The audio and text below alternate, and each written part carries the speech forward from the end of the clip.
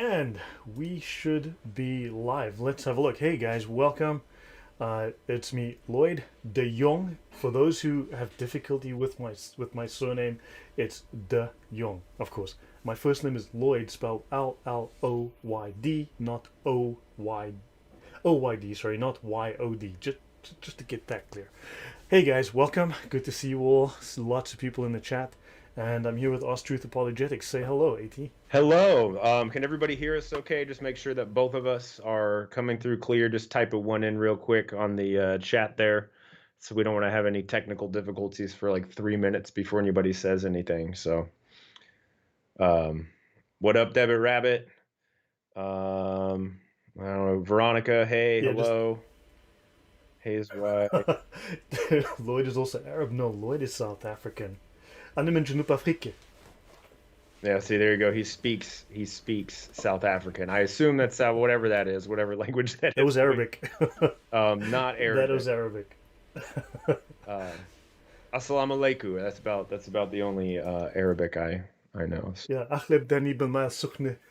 أغلب داني بالماء أغلب داني بالماء السخنة. Ah, gosh, I used to know how to request things. I used to speak some Arabic when I was living Yeah, in the Middle East. Sorry. Hey guys, welcome. Thanks all for being here. The South African language, actually, Afrikaans. If you look at the white tribe of Africa, the Afrikaners, Afrikaner means African. So this is the white tribe of Africa. Afrikaans is means African. So their language, Afrikaans, means mm, African. So so the white tribe of Africa, the Afrikaners, see themselves as African. They were basically outcast from Europe. They were not accepted back by the Europeans. They were left on their own, so they had to develop their own identity, interesting. and so they became African. Yeah, I will do a story on a show on apartheid just to annoy people one day because that's exactly what it's going to do. But in many, many ways, irrefutably, apartheid was very good for black people, and I say this because I can bring the facts. I am tired of the narrative. I'm tired of the false narrative. Half my family is white, and I am not going to have people besmirch my family Mm, just because they're white. And Afrikaners are good people. Mistakes were made, but I am not going to accept that 98% of the time Afrikaners, in many cases, were good people. Just like same story with the Jews. That story was first tried on Afrikaners. It succeeded, and they're trying it now in Israel, and now they're trying it in America too. So yeah. Okay, guys. At, before we begin, any comments you want to make? Well, I mean, I'm excited to get started on this Gnostic idea. I think a lot of us will be surprised how Gnosticism is still alive and well today. How Yes. it has kind of infiltrated a lot of our even Western thinking, but more so what Lloyd's put together for us is going to be really interesting, and how that Gnostic thinking has definitely infiltrated into Islam, and is probably more alive and well in Islam than it is in any other kind of religious ideology. So I'm excited to Yeah. to get going, brother. Okay. Yeah. So I guess, guys, we'll just jump in. Thanks for those who gave us support last week with the when we spoke about Palestine or Fakestine. Um, yeah, I'm surprised that that didn't blow up in the comments section. Um, but yeah, I hope that was useful education for you. Hmm. And yeah, so guys, if you have questions for me, please at Lloyd de Jong and or at Ostruth so we can see the chat as it rolls. Hmm. So let me dive in. I'm just going to go to the main screen. So I'm going to bring this up, get this ready, move this over. So guys, we're going to be talking about Gnosticism. Gnosticism is the belief, well, amongst its beliefs is that the world of matter is evil and that the spirit alone is good, that the spiritual realm alone is good. There are parallels very much today within the woke ideology. You will see this. We can discuss this briefly, but my focus really is going to be on Islam, how Islam is a Gnostic religion. Let me bring up additional set of notes that we're going to need. So everything that I'm going to be discussing, all these notes, will be available in the description box, so please have a look there. I'm going to be using this edition of the Reliance of the Traveler, Again, everything in the description box, and let's begin. So, Gnosticism, and unfortunately this really upsets me when I think of academics, they call it Christian Gnosticism, as if these were forms of Christianity. They will call it, there were multiple Christianities early on. No, there was one Christianity, and there were anti-Christian faiths Yep. who were dead set against it. Gnosticism is the inversion of Christianity. It demotes Jesus. Mm-hmm. Right? Very simply, it denies, in many cases, his divinity, or in some way it messes with that. But we're going to talk about how Islamic Gnosticism demotes Jesus, deifies or makes him a god, makes Muhammad a god. And let's continue. So, Arianism to Islam. Now, the earliest Gnostic faith that is well known to the church was Arianism, because Arianism threatened to tear the church apart in the early days. Mm-hmm. Right? Arianism is the reason that we had the Nicene Creed and the Council of Nicaea.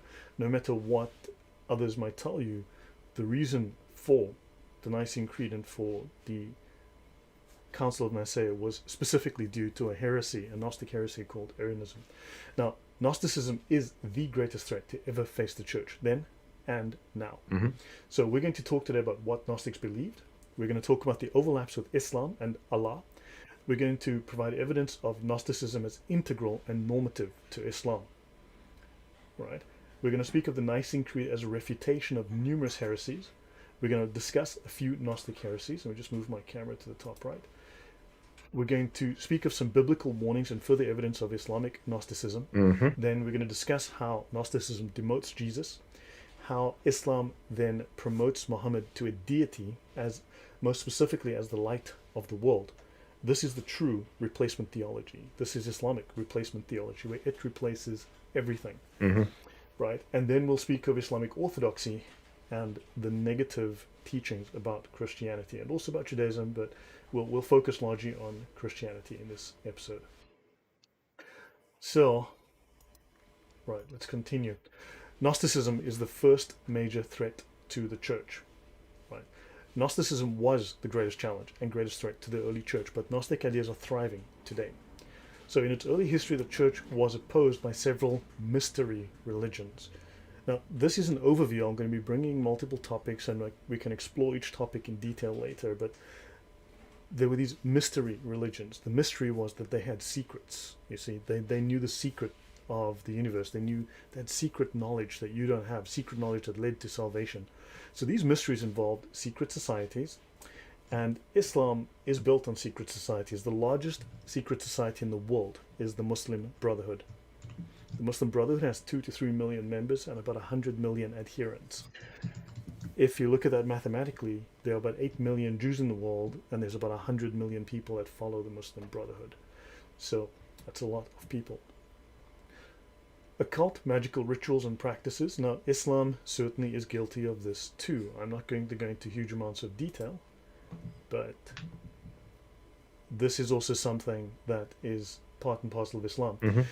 Gnosticism involves levels of understanding. Islam most explicitly has levels of understanding, where you have to be initiated into different levels. You have to gain secret knowledge and then move up to various levels.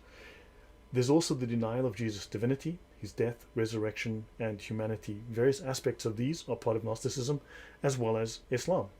And then, of course, you have radical reinterpretation of biblical doctrine. This, of course, is part and parcel of Islam. Mm-hmm. Comments, AT?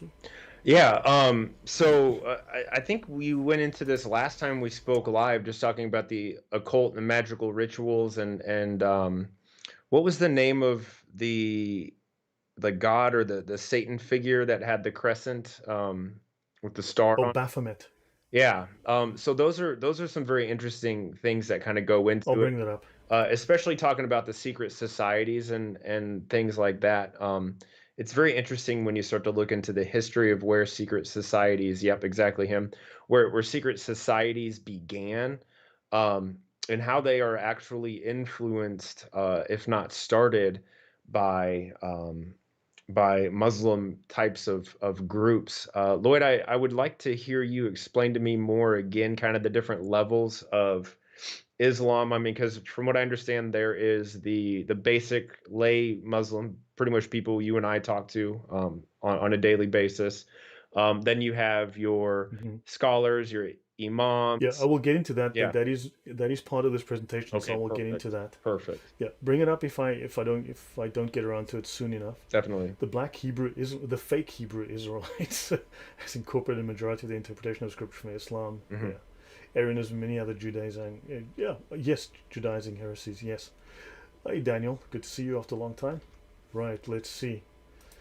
Okay, now very briefly, Gnosticism. Gnosticism is the belief that salvation comes through secret knowledge, also known as sacred knowledge, also known as sacred science. Hmm. Right?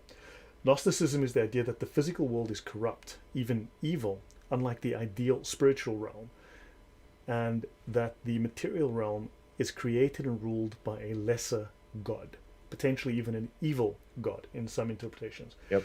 So, Gnosticism is a religious dualist system of belief arising in the 2nd century. Now, understand that before you had Christian Gnosticism, you had Jewish Gnosticism, Hmm. right? So, Gnosticism goes way back, long before Christianity. So, but now you have Christian Gnosticism. So this goes back to the 2nd century, and it held that matter is evil, that spirit is good, and it claimed that salvation was attained only through esoteric knowledge, or the gnosis, the gnosis, the Greek gnosis. Yep. Right. Now let's have a look. Let's look at the philosophy of Gnosticism. It comes in many varieties and interpretations, from ascetic to licentious. Now, licentious is an interesting word. This might remind you of a certain prophet.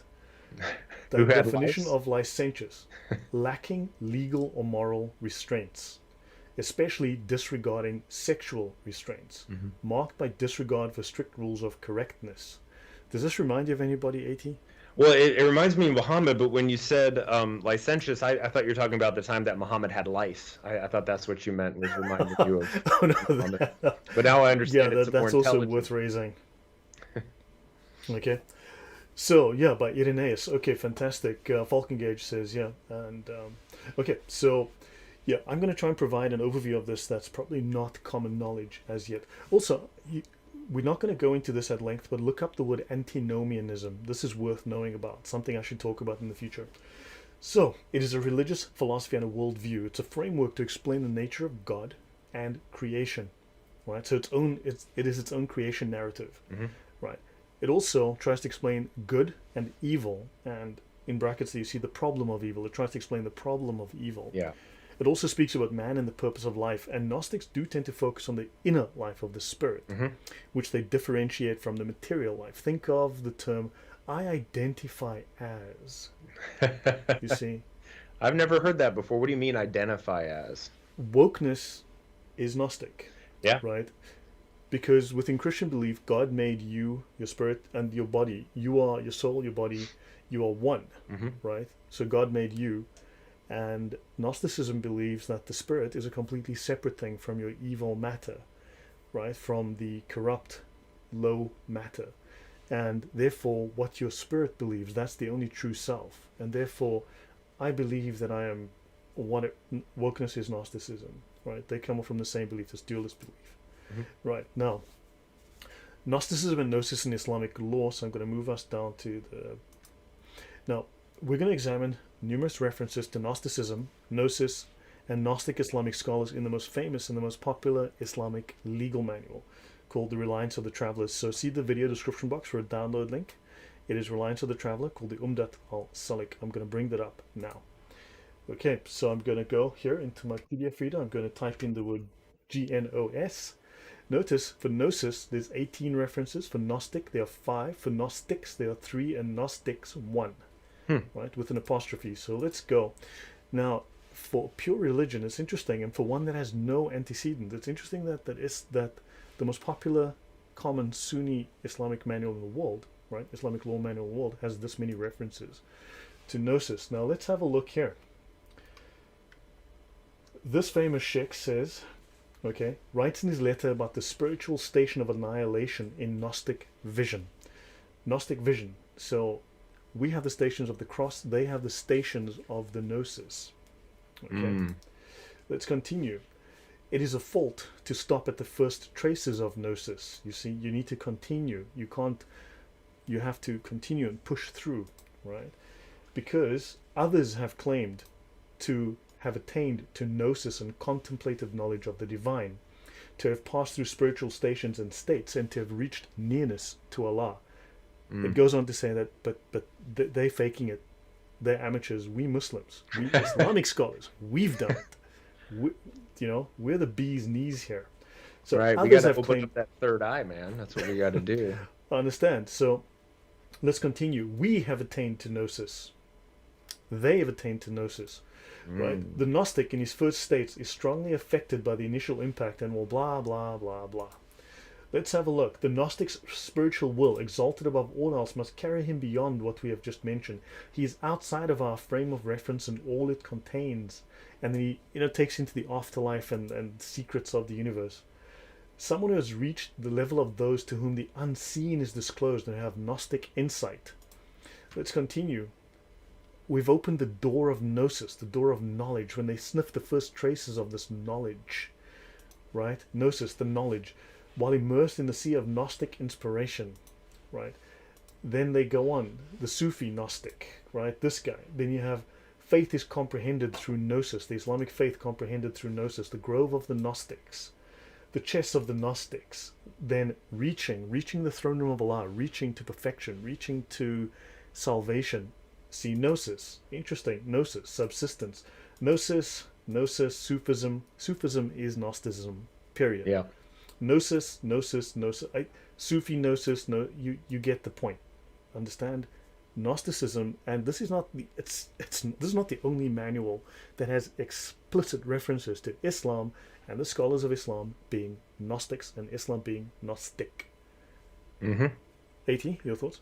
Well, and I think what's interesting about this is, first of all, so the idea of Gnosticism, I think, originates with the earliest Greek philosophers, who identified kind of the material world as being dirty and unclean and something unsavory, something Mm-hmm. that the internal spirit of a person should be transcending. Now, this idea came during what's known as the axial age. It's the age of kind of awareness and thought that people across the world became quote unquote enlightened to. So you'll see other major world religions such as Buddhism starting around that same time, talking about leaving behind all of your attachments. Other religions such as Taoism came up around that same time, and same with Confucianism, if I Mm-hmm. said that correctly. All of those thinkings, those are very philosophical um, groundwork, right? Which ended up laying the groundwork for paganism just in general. And Lloyd, you and I did a video series talking about these mystery religions, and how they painted Jesus as this mysterious figure, and how they think Christianity is based in some sort of mystery religion. But Mm-hmm. now that we're going through this, you can actually see that Christianity is diametrically opposed to Yeah, these Greek and Gnostic ideas. And we're so we're going to going to continue bring to this up. go Yeah. through that. Yeah. So a couple of questions. Someone asked, is Nag Hammadi close to Mecca? If someone can find out what the distance is, check on Google Earth or something, or Google Maps. Find out what the distance is. That'll be interesting. Yeah. Nag Hammadi obviously is the major find of Gnostic texts, because prior to that, most of the Gnostic beliefs were, the ideas were found in the writings of early church fathers and others who wrote about them. But a cache of major Gnostic texts was found in Nag Hammadi, Egypt. And thus, these Gnostic ideas made their way back into the Western world, and the whole heresy revived itself and became Debit. I'll get into the monad, we'll get into all of that. Someone asked me, is Sufism the real Islam? Yes. Sufism is the complete expression of Islam. It is not just the following the law of Allah, obeying His will, it is also following, or rather knowing the character of Allah, contemplating the nature of Allah. I'll get into that. So Gnosticism is the cult of special knowledge. It comes from the Greek word the gnosis, or knowledge. Now, let's consider the strong overlap here with Allah. We're going to be talking about this. Gnosticism has a belief in a remote, supreme, absolute one deity called the monad. This is the Gnostic supreme deity, the supreme God, right? So Allah happens to be a remote, supreme, absolute one deity. Am I correct, AT? Yes, completely incapable of entering into his own creation, even though he enters into his own creation on multiple occasions. Well, they'll explain that away first. But so there's no differentiation in the monad, and there is no differentiation in Allah, right? The monad is beyond human thought, and human thoughts cannot reach it. It is beyond comprehension. This is precisely what Islamic scholars claim about Allah. There is no difference here, right? Let's continue. So, similarities with Allah, page 2. The divine monad is beyond the material and the rational world. Now, ask yourself, why doesn't Allah enter into the physical realm? Why doesn't Allah come to earth? Because Allah does not enter into the filth of creation, right? And I'm going to get into the story, but briefly speaking, the monad creates, right? The monad creates other beings, lesser beings, and one of these lesser beings, an evil lesser being, created the world. The world is made of matter. It's the lowest form of reality, and thus evil and dirty. And the monad is too pure to come into this realm. Allah does not enter the dirty physical realm. Thus, the Christian incarnation is unacceptable in Islam. Think of the polemic emphasis on Jesus as a baby being unclean within Islam. This is a very strong polemic. See Ibn Qayyim. Polemic is an argument against the religion, right? See Ibn Qayyim, Guidance to the Uncertain, in reply to the Jews and the Nazarenes. Let's have a look and see what major scholar, top scholar of Islam, Ibn Qayyim, has to say. A religion whose structure is founded on the worship of crosses and pictures on the ceilings and walls, proclaiming that the Lord descended from the chair of his glory and became attached to the inside of a woman's womb, and he dwelled in there for a period of time amidst the location where the sexual organs join. Then he came out as a suckling, growing up, gradually crying, eating, drinking, urinating, sleeping, and playing with other children. Right? Wait a second. Playing with children is a disgusting thing. Yes. I thought the best of mankind played with a little child's dolls. Yeah, well, Islam wasn't meant to make sense, okay? Okay. These are the roots of those whose religion is entrenched in the belief that the Lord of the heavens and the earth descended from the authority of his greatness and his throne. Allah's throne is called the Arsh. I suppose you could pronounce it the Arsh. Allah sits on his Arsh. Anyway, descended from the authority of his greatness and throne and entered the vagina of a woman who eats, drinks, urinates, evacuates her bowels, and menstruates. Then he got attached to the inside of her abdomen and dwelled there for 9 months, wobbling. This is Jesus they're talking about, right? Wobbling between excrement, urine, and menstrual blood. Then he was born to be swaddled, put in the cradle, and each time he cried, his mother breastfed him. Then he ended up being slapped on the cheeks by Jews. The Lord of the worlds and the creator of the heavens and earth descended from his throne and the chair of his magnificence, entered the womb of a woman in the place of the monthly period and menstrual discharges for several months. He came out of the vagina, a born child, suckling her breast and crying. Now we'll get into how Muhammad came out of the vagina. Muhammad came out of the vagina with a bright light that shone out of his mom's vagina with 1,300 kilometers, lighting up the castles in Busra in Syria. But we're going to get to that. Okay? So, he grew up eating, drinking, urinating, recovering from illness and sickness. Then he made a plot against his archenemy, Satan, by giving himself away to his enemies, the Jews, who arrested him and drove him to 2 slabs of wood to crucify him. These are 800-year-old arguments that are very much in use today. This is very much what Muslims teach about Christianity and about Jesus. Just a short introduction to this. Okay? So, the monad continuously emanates lower divine beings called eons. Now the question was here, Debit Rai, if Allah does not enter dirty physical realm, then what's the point of Gnosticism when they believe in the monad, if the monad doesn't even care for his creation? Well, you see, your soul wants to go back. That spark of the divine within you, that spark of Muhammad, sorry, why did I say the divine? That spark of Muhammad, the light of Muhammad that is within you, that is your soul, that wants to go back to paradise. You see, and the earth is a trap, and you need to be freed from the earth, the trap, the prison planet that is earth. But we're getting to all of that. So the monad continuously emanates, it not gives birth, but it emanates lower divine beings called eons. Now, Islam also has this concept of continuous creation. Right? Biblically, God creates Adam and Eve, and then they procreate. Right?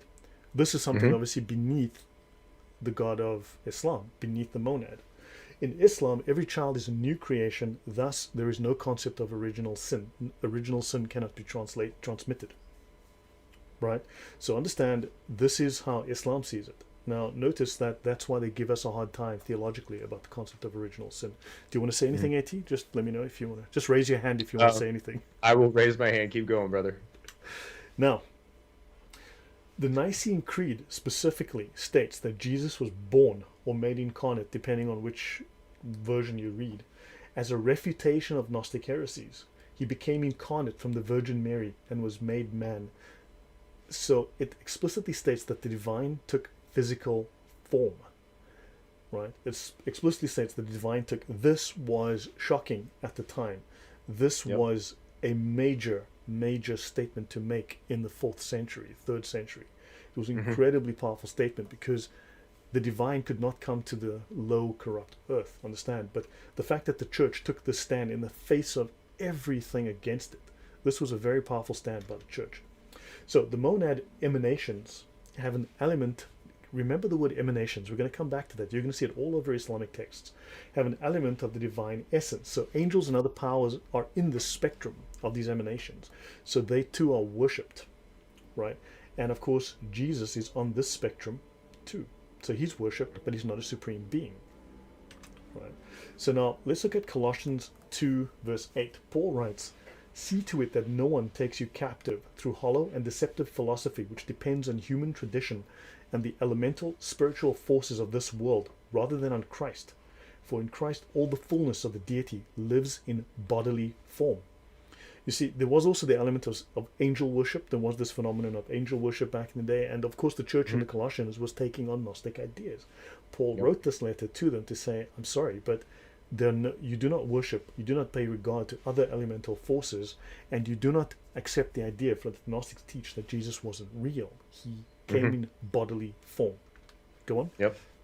Well, I was just saying, so that's what the Gnostics believe, right? The Gnostics believes that because Christ was so pure that he did not actually take human form. He was not flesh and blood. He was some sort of aberration or um, uh, the theocracy or the sorry, I'm losing words here, but so they thought that he just came basically in the spirit, but not in the The flesh. flesh. So this is kind of where Gnostic ideas and Islam invert, right? So the Gnostics took on this idea that Christ was some sort of divine being, or some versions say that he was Yeah, actually God himself. So they did not yeah, deny the pre-incarnate Christ, whereas the Islamic version of him, they invert that, right? yeah. So they don't give him any kind of Yeah, pre we'll get into, yeah, incarnation. we'll discuss that in more Yep. depth as we go.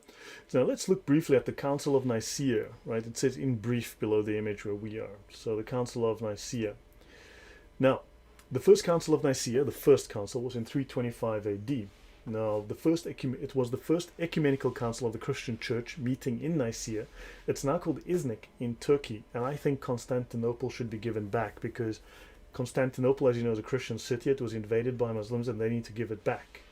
Okay, which is what you do apparently when people invade. So it was called by the Emperor Constantine I, and he hoped a general council of the church would solve the severe problems created by Arianism, a heresy first proposed by Arius of Alexandria. He was a presbyter. Presbyter is somewhere between a bishop and a high priest, right? A major priest. The Alexandria, though, as a source of Gnostic heresies, as a source of heresy, comes up incredibly often. Alexandria comes up all the time. Arius claimed that Christ is not divine but a created being. Which other religion says that? Let me think for a minute. Islam. Mm-hmm. Okay? They explicitly state that he was a created being and Christ is not divine. Now, Arianism was condemned as a heresy. Now, let's look at the Nicene Creed, because the Nicene Creed was created at the Council of Nicaea. So the Nicene Creed is a refutation of heresies, and the Council of Nicaea was a refutation of the Arian heresy. Okay, so Emil Blonzi says original sin cannot be transmitted in Islam, but Islam also says if Eve would not have sinned, the women's would not have betrayed Islam. Yeah, well, Islam is a mess. Okay, yeah. So Michiel van der Vlis, the amount of apocryphal and Gnostic writings Muhammad copied, most certainly, even Talmudic Mm-hmm. writings. Right. Yeah. Let's continue. So the Nicene Creed, I'm only going to look at 2 pages of it. Okay, otherwise it would be a whole day. We believe in one God. This statement is against the Gnostics, who introduced, unfortunately, polytheism. The Father, the Almighty, against Gnostics. Maker of heaven and earth, against the Gnostics. Why? Because they claim he had one God of the spirit realm and an evil God of the physical realm. But we believe in one God, the Father, the Almighty, the maker of heaven and earth. That was explicitly put there as a refutation of major heresies, to say God is the creator of this world and is divine and of the spiritual Hmm. realm, of all Yep. that is seen and unseen. So the first physical realm is seen, and the unseen is the spiritual realm. And they said, no, no, he's the God of both. We believe in one Lord Jesus Christ, the only Son of God. As a refutation of heresy, does Islam believe that Jesus is the Son of God? No. Nope. Eternally begotten of the Father. This is a refutation of the Arians and a heresy called adoptionism. Hmm. God from God, light from light, true God from true God. This was refutation of Arianism, specifically and explicitly. Right. Yep. Begotten, not made, of one being with the Father. Again, these are statements against Arianism. Now, this alone is an entire episode or two. Right. Through him all things were made. This was a refutation again of Gnostics and Arians. For us men and for our salvation, he came down from heaven by the power of the Holy Spirit. He was born. Those words, he was born, were very carefully placed there as a refutation of multiple heresies, right? Of the Virgin Mary, and he became man as a real human being, physical, not a ghost, not a phantasm, not an illusion, right? Hmm. Also, specifically, this is a refutation of Docetism and Ebionism. Now, for our sake, he was crucified under Pontius Pilate. He suffered, died, and was buried against Docetism. On the third day, he rose again in fulfillment of the scriptures. He ascended into heaven and is seated at the right hand of the Father. This is against modalism. Modalism, in very brief, is that there's only one God, but he changes states. Like now he's Jesus, and then when he needs to do something else, he's the Spirit, and then he becomes the Father. Okay? Even though they're all present like during the baptism and they talk to each other and stuff, it's just Correct. Okay, it's my hand basically, talking to my so other the hand, concept right? of you got to think of God as like now it's water. See, now it's steam, and then sometimes it's ice, and then sometimes it's water. That's modalism. Okay, Yep. right. Who was the church father who wrote against heresies? Irenaeus, Michael. We're going to get into that briefly. I'm skipping pages now. Arianism. Let's look at some of these Gnostic heresies. Arianism. Arianism is the precursor to the group that we now call the Jehovah's Witnesses. Hmm. Okay, Arianism is a form of Unitarianism. It is thus anti-Trinitarian, right? And sadly, it remained popular even after it was denounced as a heresy by the Council of Nicaea in 325. Now, Arius' basic premise was the uniqueness of God, who is alone, self-existent. He's not dependent for his existence on anything else and is unchangeable. Is Allah Hmm. like that too, AT? Is that a description of Allah? Um, yes, yes, he Allah is doesn't need at this anybody? point. Yeah.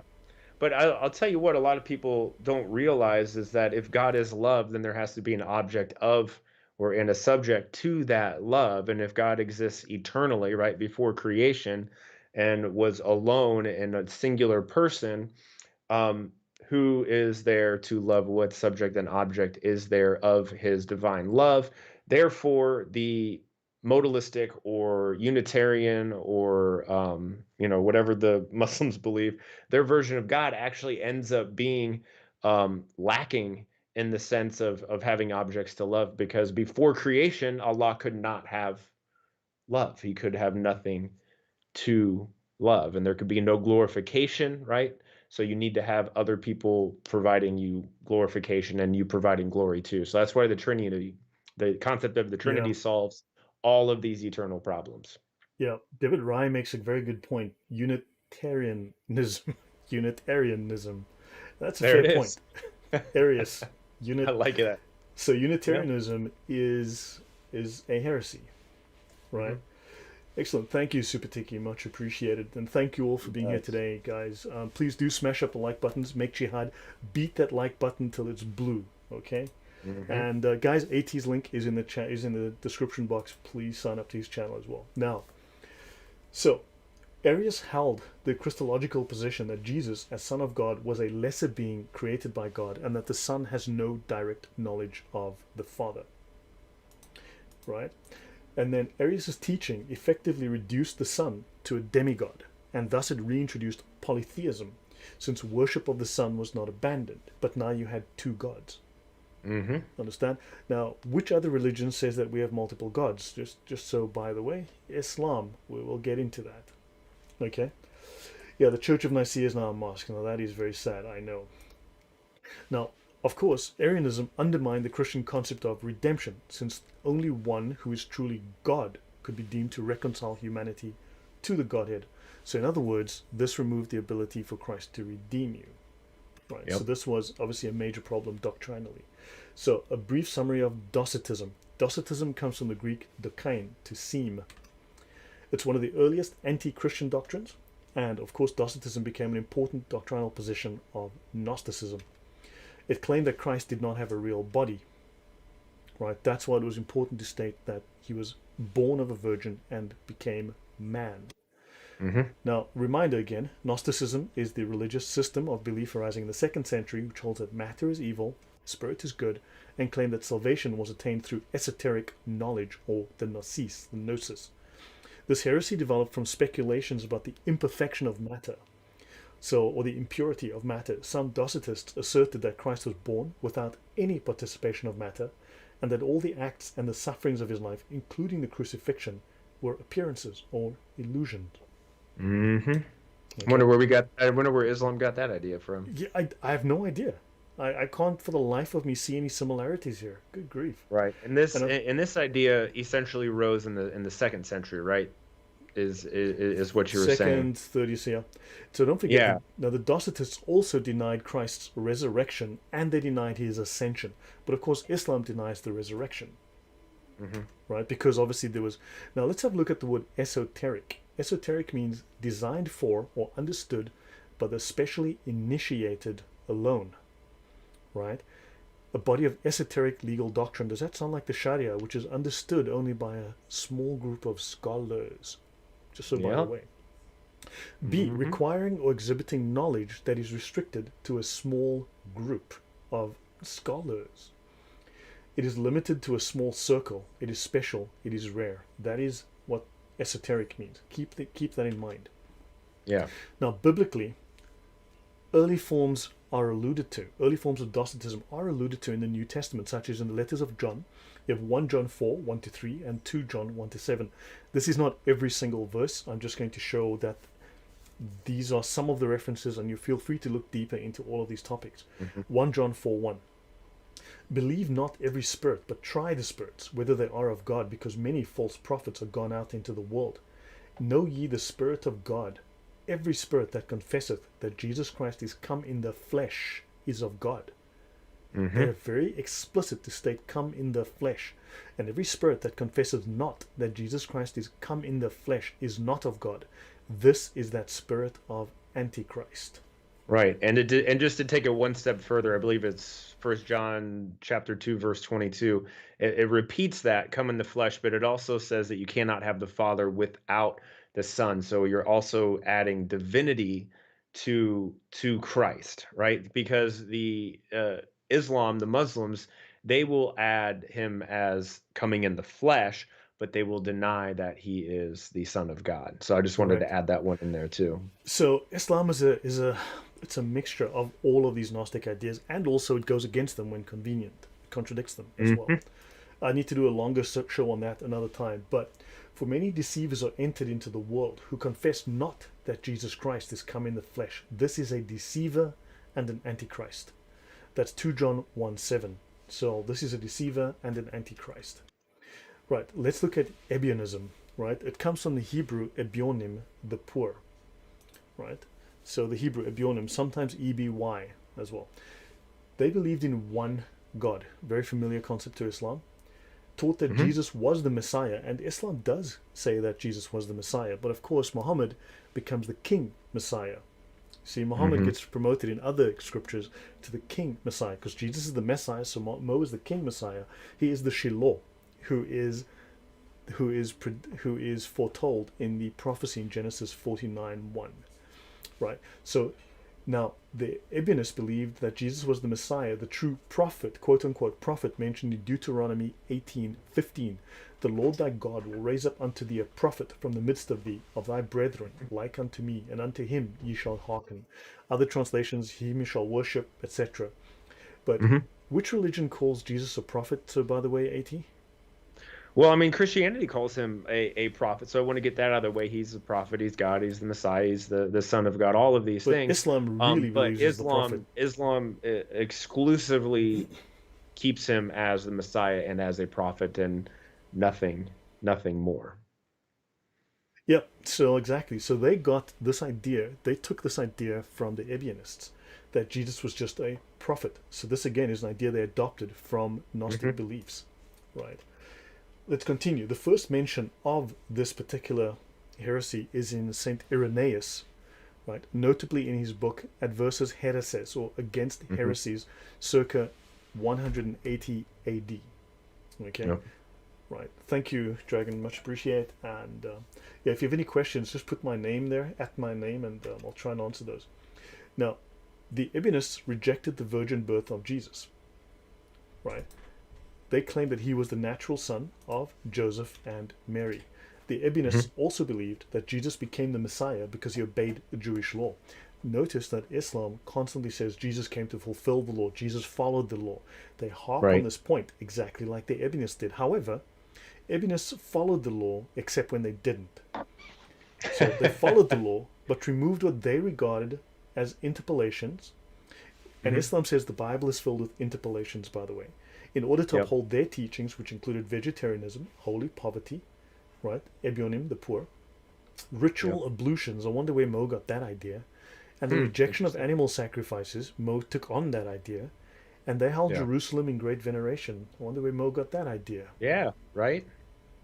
But one thing also too, so you can see a lot of similarities between Ebionism and Islam, right? They have a similar belief, and this would work to perhaps strengthen the Muslim claim that the Ebionites, I've heard this many times, especially by Shabir Ali, are the predecessors of Islam. They were the true quote unquote Christians.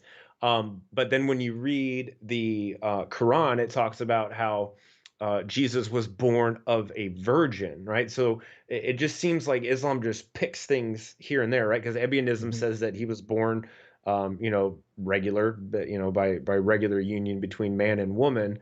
Mm-hmm. Um, but they don't like that part, right? So they like the story of him being born of a virgin, but they don't like the part of him being, God, the Son of God. They don't like the story of Jesus dying on the cross because they lack any ability to think deeper than 2 inches. So Yeah. that's my thing. Hayes White says, I like AT's apologetic contribution to the presentation. The speakers complement each other very well. Very deep and educational. Thank you both. You're welcome. Everyone says we're a great team except for me, and I fully agree with that. I don't think we're a good team either. This is the most miserable part of my week. Actually, no, most of the Um, Muslims say we if if I may add one other comment here, yeah. Devitt said something along the lines of, there's so many heresies, Yeah. and I think this strengthens the fact that Christianity is the one true religion. And the reason why I say that is because if it were something totally obscure that was not able to bring about salvation, Satan would not try to replicate it in so many different ways, right? So there's a Yeah. saying that I use a lot, and I heard it from Pastor Mark Driscoll the first time. It says, "Whatever God creates, Satan counterfeits." Right? So God Yeah. creates Christianity, and then immediately you get all of these different counterfeit types of Springing up religions afterwards. that obviously end up culminating in the movement of Islam. Yeah. Yeah. Muhammad is counterfeit Jesus, quite bluntly. So let's Mhm. continue. Let's look at Plotinus. I've mentioned him before. Plotinus the One. Plotinus was a Greek philosopher, and he had a concept of the supreme deity which he called the One. Now, briefly, Plotinus was a pagan Hellenistic philosopher from Alexandria. You'll notice Alexandria crops up all the time when you start reading this stuff. He despised Christianity, and he's the founder of Neoplatonism or Neoplatonism. Right? Let's continue. His writings were widely read within the time of Augustine of Hippo, which is about the 5th century, over 200 years before Muhammad's first revelation.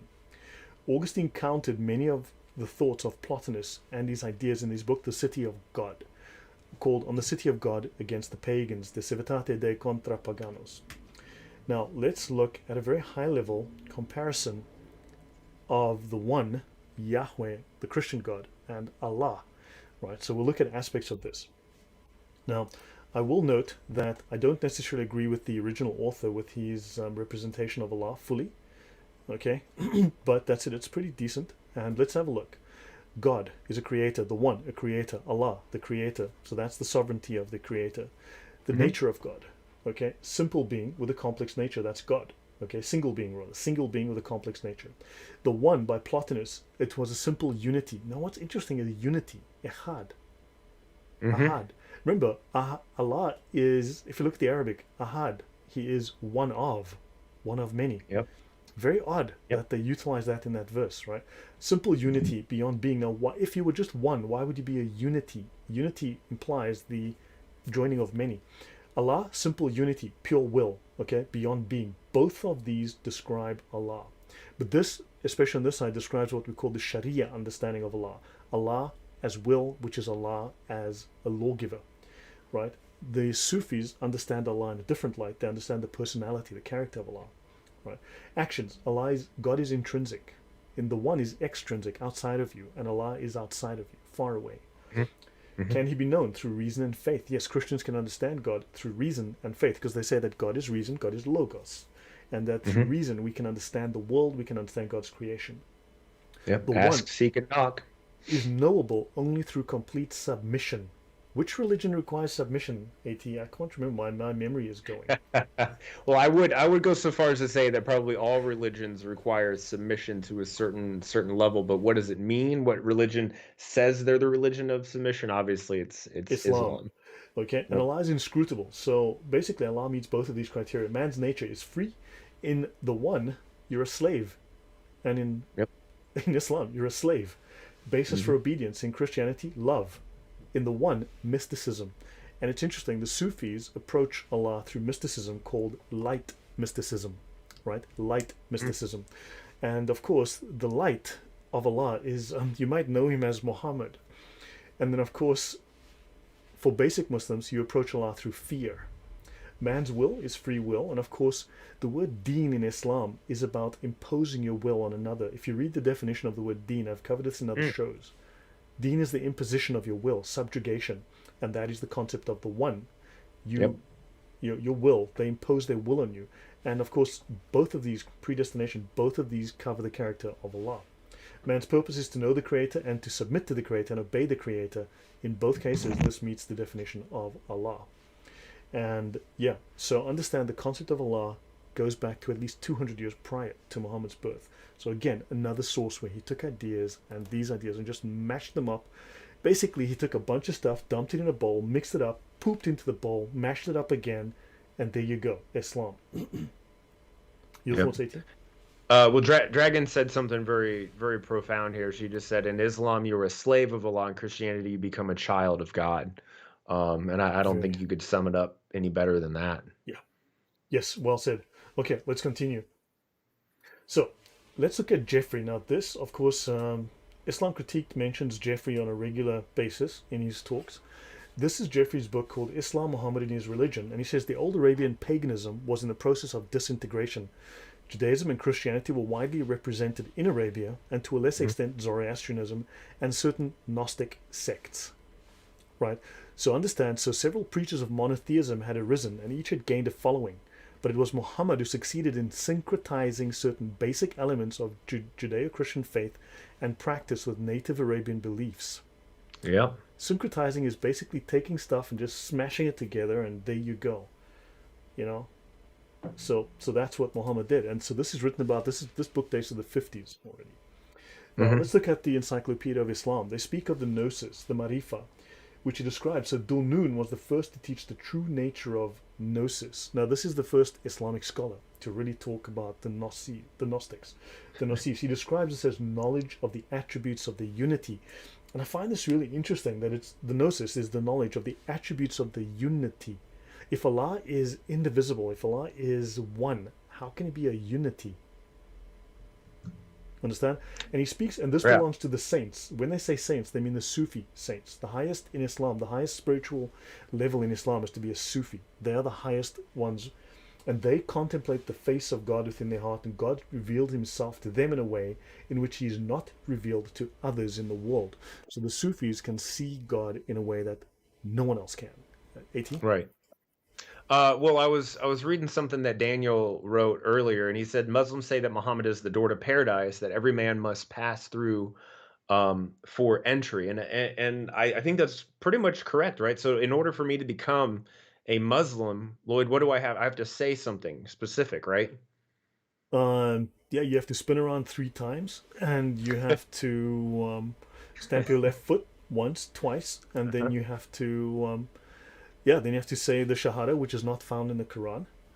Right, and it pronounces that there's only one God, right? Which is fine. I think everybody agrees with that. Hmm. But then, how do I actually get to that God, right? It is through pronouncing Muhammad as his prophet. So, In I fact, I would agree with Daniel at that point, right? So, like, you literally cannot enter paradise unless you pronounce that Muhammad is the prophet. in So he fact, is according to door. the Islamic law, according to Sharia, and I probably show this later, Allah does not accept your submission. Allah does not accept your faith unless you accept Muhammad.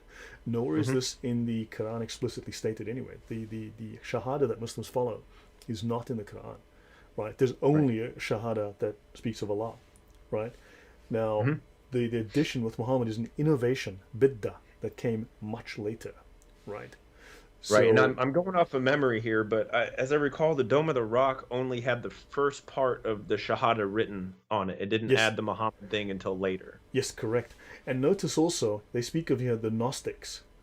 So this is the Gnostics, Muslims, Gnostics, right? Hmm. Now notice, so I'm going to lift over here now. What did the Gnostics do? The name Kashif in Islam, you'll hear Muslim names like Kashif. In mysticism, what is mysticism? Well, go look it up, the occult. The act of lifting and tearing away the veil which comes between man and the extra phenomenal world. Understand? So the act of lifting and tearing away the veil, these are mystical practices, and of course if you start looking you're going to find crazy mystical practices. Welcome to new subscriber, thank you for joining the channel. Right, now this book, I've got a link in my Dropbox. If you go to the Dropbox, you'll find this linked there. The Kashif al-Mahjub, the oldest Persian treatise on Sufism. Read it. It is just about Gnosticism, Gnosticism, Gnosticism. Hmm. On and on and on, non-stop. Now let's continue. Let's look at similarities with Allah part 4. Right?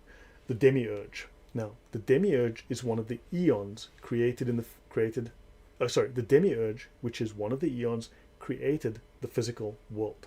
Hmm. Now, eons with an E is about time, but the aeons with an A is a spirit being created by the monad. Now, the demiurge is said to be a malevolent, evil, and false god. Very important, the false god. It is Hmm. a heavenly being subordinate to the supreme being that is considered to be the controller of the evil, physical, material world, and it is antagonistic to all that is purely spiritual. It seeks to keep us locked in the material. So the Jesus of the physical realm, according to this idea, is evil according to this paradigm, because Jesus would be of matter, and matter is evil. So you could not. Now, of course, this is probably a corruption of the idea that man could not enter into the Holy of Holies, which was sacrosanct, because God is pure, and man had to be completely purified. They had to go through a Hmm. ritual to enter into the Holy of Holies. Your Yeah. thoughts on that, AT? Let's just keep going. I really don't have any thoughts to that. Okay, now let's have a look. Now you can go to archive.org, right? We're going to look up Din al-Batil. We need Tafsir Qurtubi Volume 1. I'm going to make a reference to this. I'm just going to move my camera again. There's a passage in the Tafsir Qurtubi. Do not mix up truth with falsehood and knowingly hide the truth. Do not mix up truth with falsehood. A thing is mixed up when it is mixed with something similar to it. Then it is not Hmm. clear. Qatada said that the meaning of the phrase is do not mix up Judaism and Christianity with Islam. It says that they are separate. The word used for falsehood is batil. So do not mix up Islam, truth, because Islam calls itself the Deen al-Haq, the religion of truth. Christianity and Judaism are the Deen al-Batil.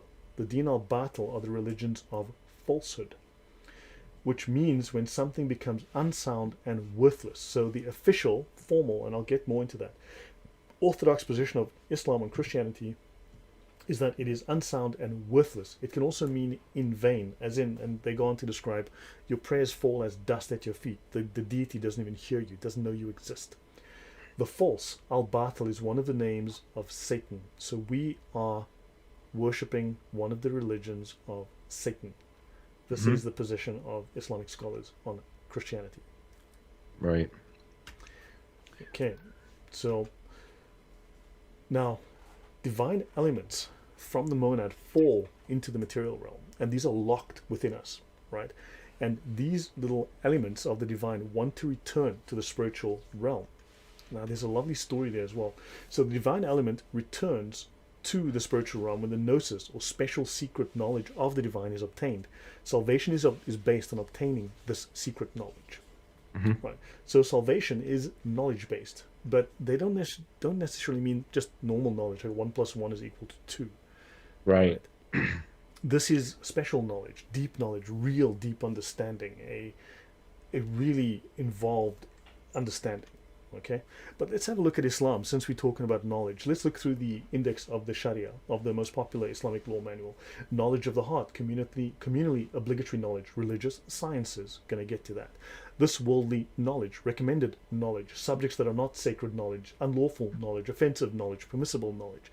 Read to the Sharia, it's all coded. Knowledge, knowledge, knowledge, knowledge, knowledge, knowledge, everywhere. This term of the Gnosis is everywhere. And they speak of the superiority of sacred knowledge over devotions. Devotions, things like prayer, things that are pillars of your religion. So having sacred knowledge trumps everything.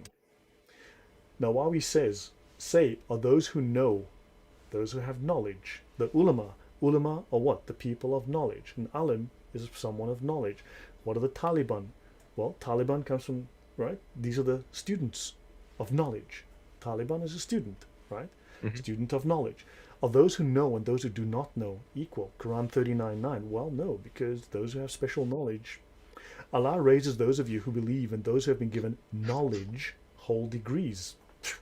Quran 58:11. Whoever Allah wishes well, He gives knowledge, gnosis, of the religion. The superiority of the learned Muslim over the devotee is as my superiority over the least of you. The scholars, the learned Muslim is the scholar, and this is Muhammad speaking. Understand? So the scholar is so far above the basic Muslim, the lay Muslim, as Muhammad is over the least of the basic Muslims. Super Tiki says, what's your thought of Christians using Allah as God? I would not be happy with that. Allah just means the God. It's Arabic for the God. It's a descriptor. It's not a name. So look, there is a commonality in Arabia, but I don't think, it's a different entity. It's come to mean something completely different. Right. I think just for the basic word, the actual meaning of the word Allah, like you said, it's just the God.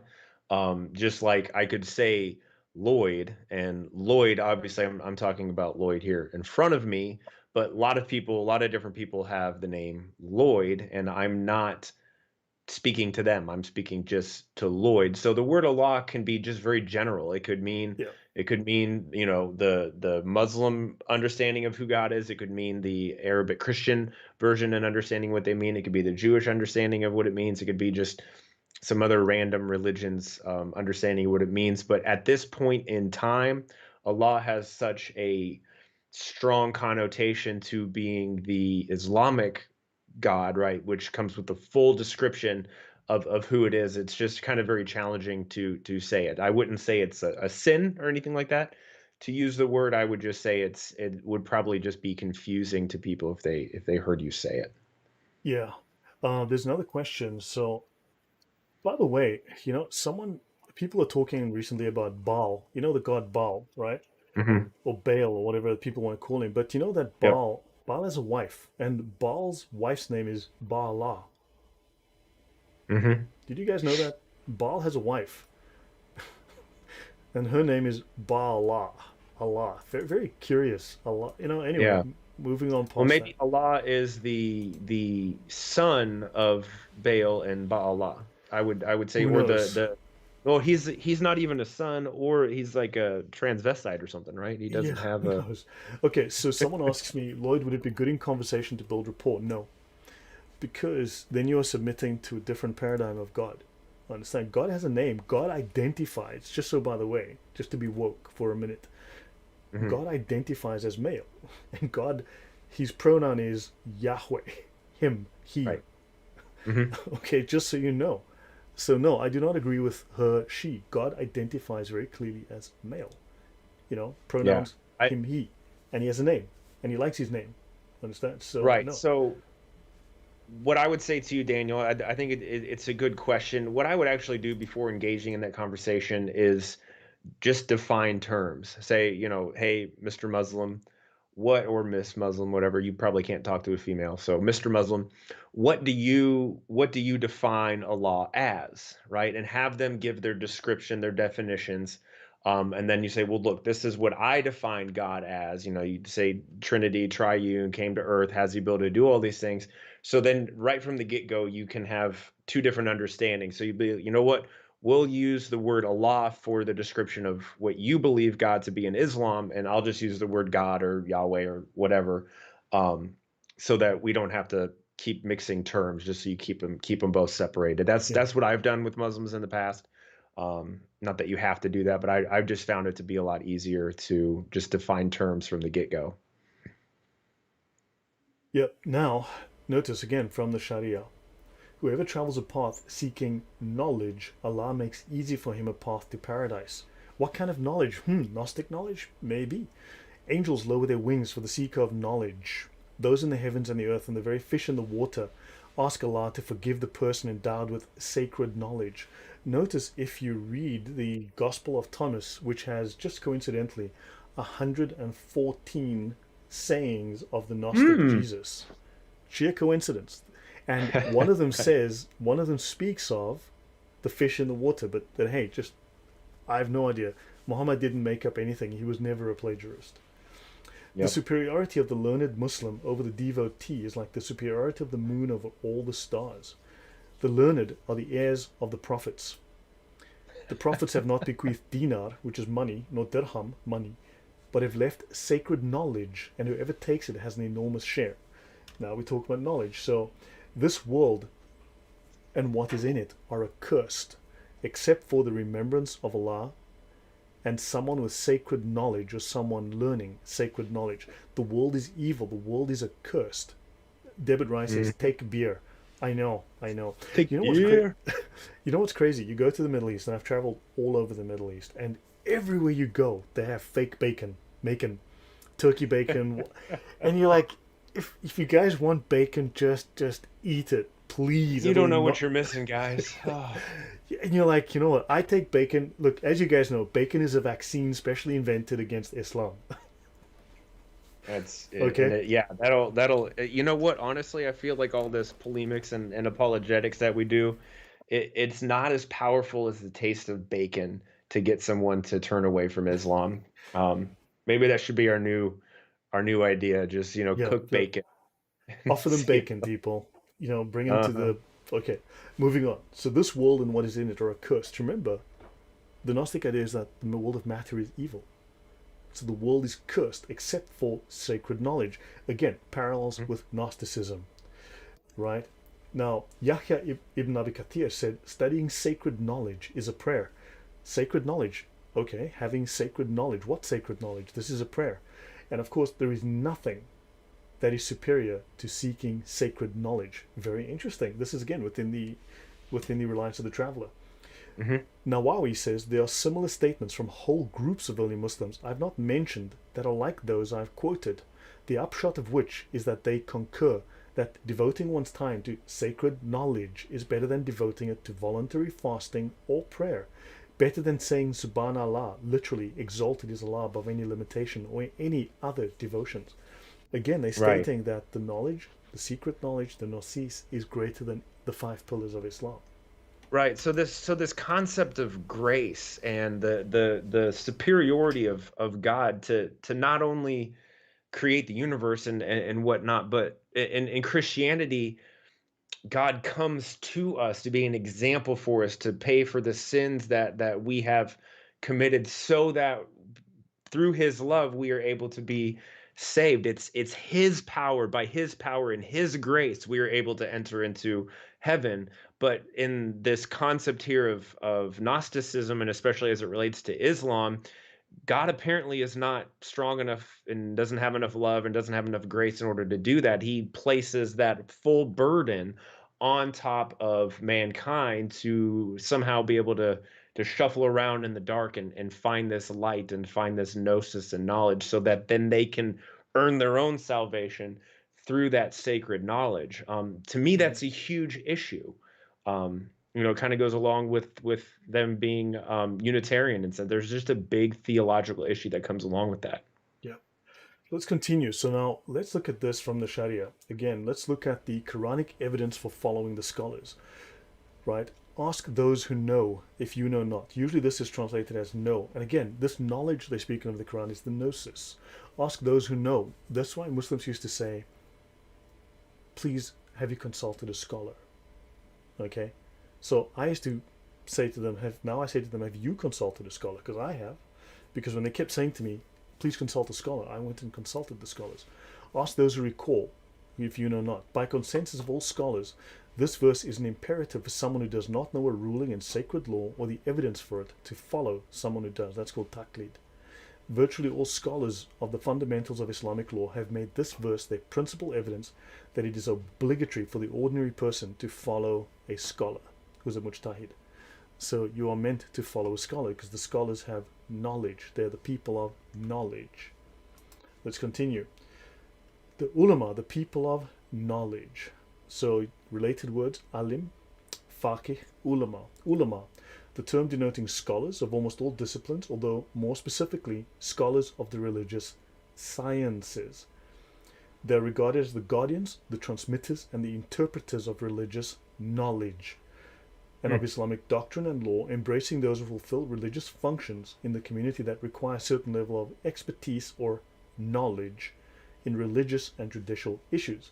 The alim is often seen as opposed to the adib, he of profane knowledge, right? So versus profane knowledge, right? So understand now this is taken out of the Encyclopedia of Islam, links in the description. Okay, let me continue. Now, the very first opening index of the Reliance of the Traveler says that chapter A is sacred knowledge, and then why you have to follow the people of knowledge, right?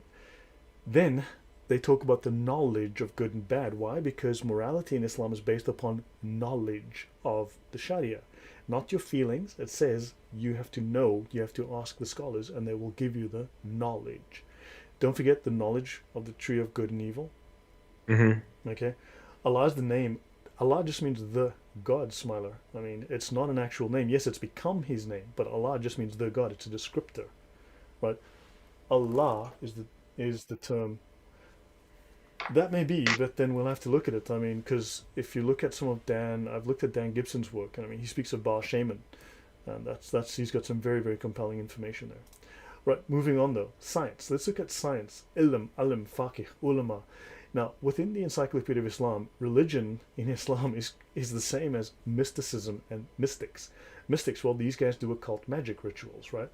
Jurist, faqih, okay? Ulama, faqih. It denotes anyone possessing knowledge. So a faqih possesses knowledge, fiqh of a thing, okay?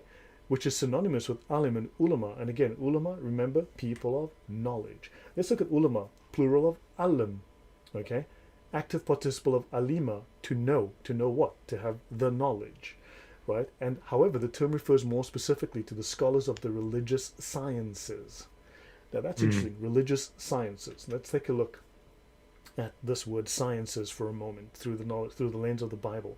So this is Gnosticism, Jesus' special knowledge. Now some Gnostics texts claim that Jesus taught that the world was a prison created by an evil God. That would be in the first apocalypse of James, right? Hmm. Then The world is guarded by evil archons who require a secret password. Okay? Secret knowledge. The password is password. Now, Paul warns Timothy in 1 Timothy 6, verses 20 to 21. Paul warns Timothy about Gnosticism when he says, O Timothy, guard what is committed to your trust, avoiding the profane and the idle babblings and contradictions of what is falsely called knowledge, the gnosis. By professing it, some have strayed concerning the faith. So, again, he's writing about the church, the early church, which has gone awry, right, gone astray, and they are professing secret knowledge, Gnosticism. And he's saying, no, this is false knowledge. Now let's have a look at other translations of 1 Timothy. Timothy, keep that which is committed to thy trust, avoiding profane and vain babblings and oppositions of science, falsely so called, false science, which some professing have erred concerning the faith. Islam makes a huge deal of it. Sacred science, religious science, science of hadith, science of this, science of that. When they speak of, and we'll talk more, but it's constantly about science, and the Bible warns about Islamic science. AT? Can you go back like 2 slides for me? I was reading through it, and it took me a minute to like fully grasp this one right here. Yeah. So the ulama. So you were saying the scholars are. You said earlier that the scholars are as far above the The lay normal Muslim. people as Muhammad is above the least amount of people, right? So basically, you're saying that the scholars are the highest echelon possible, the highest authorities when it comes to understanding and interpreting the religion of Islam. Is that There are levels correct? within the scholars, I will get to that, but yes, the Okay. Sufis are higher than the normal mujtahids, because the Sufis have So not only mastered the Sharia, they've also mastered the Hakika, the spiritual understanding of Islam. gotcha. So the lay Muslim, the internet, the jihadi Muslim that we interact with for the most part, when we show them, perhaps embarrassing hadith or embarrassing rulings from Sharia manuals and what the ulama have stated, and they disagree with them, essentially they are kicked out of Islam. I mean, like how can a normal person sit there and say that they know more than the ulama when Muhammad himself said that they're Yeah. above basically even him. Look, unfortunately, remember it is obligatory, it is mandatory for Muslims to lie to you in circumvention of you, and they just winning at all costs is really what they're about. It's got nothing to do with knowledge.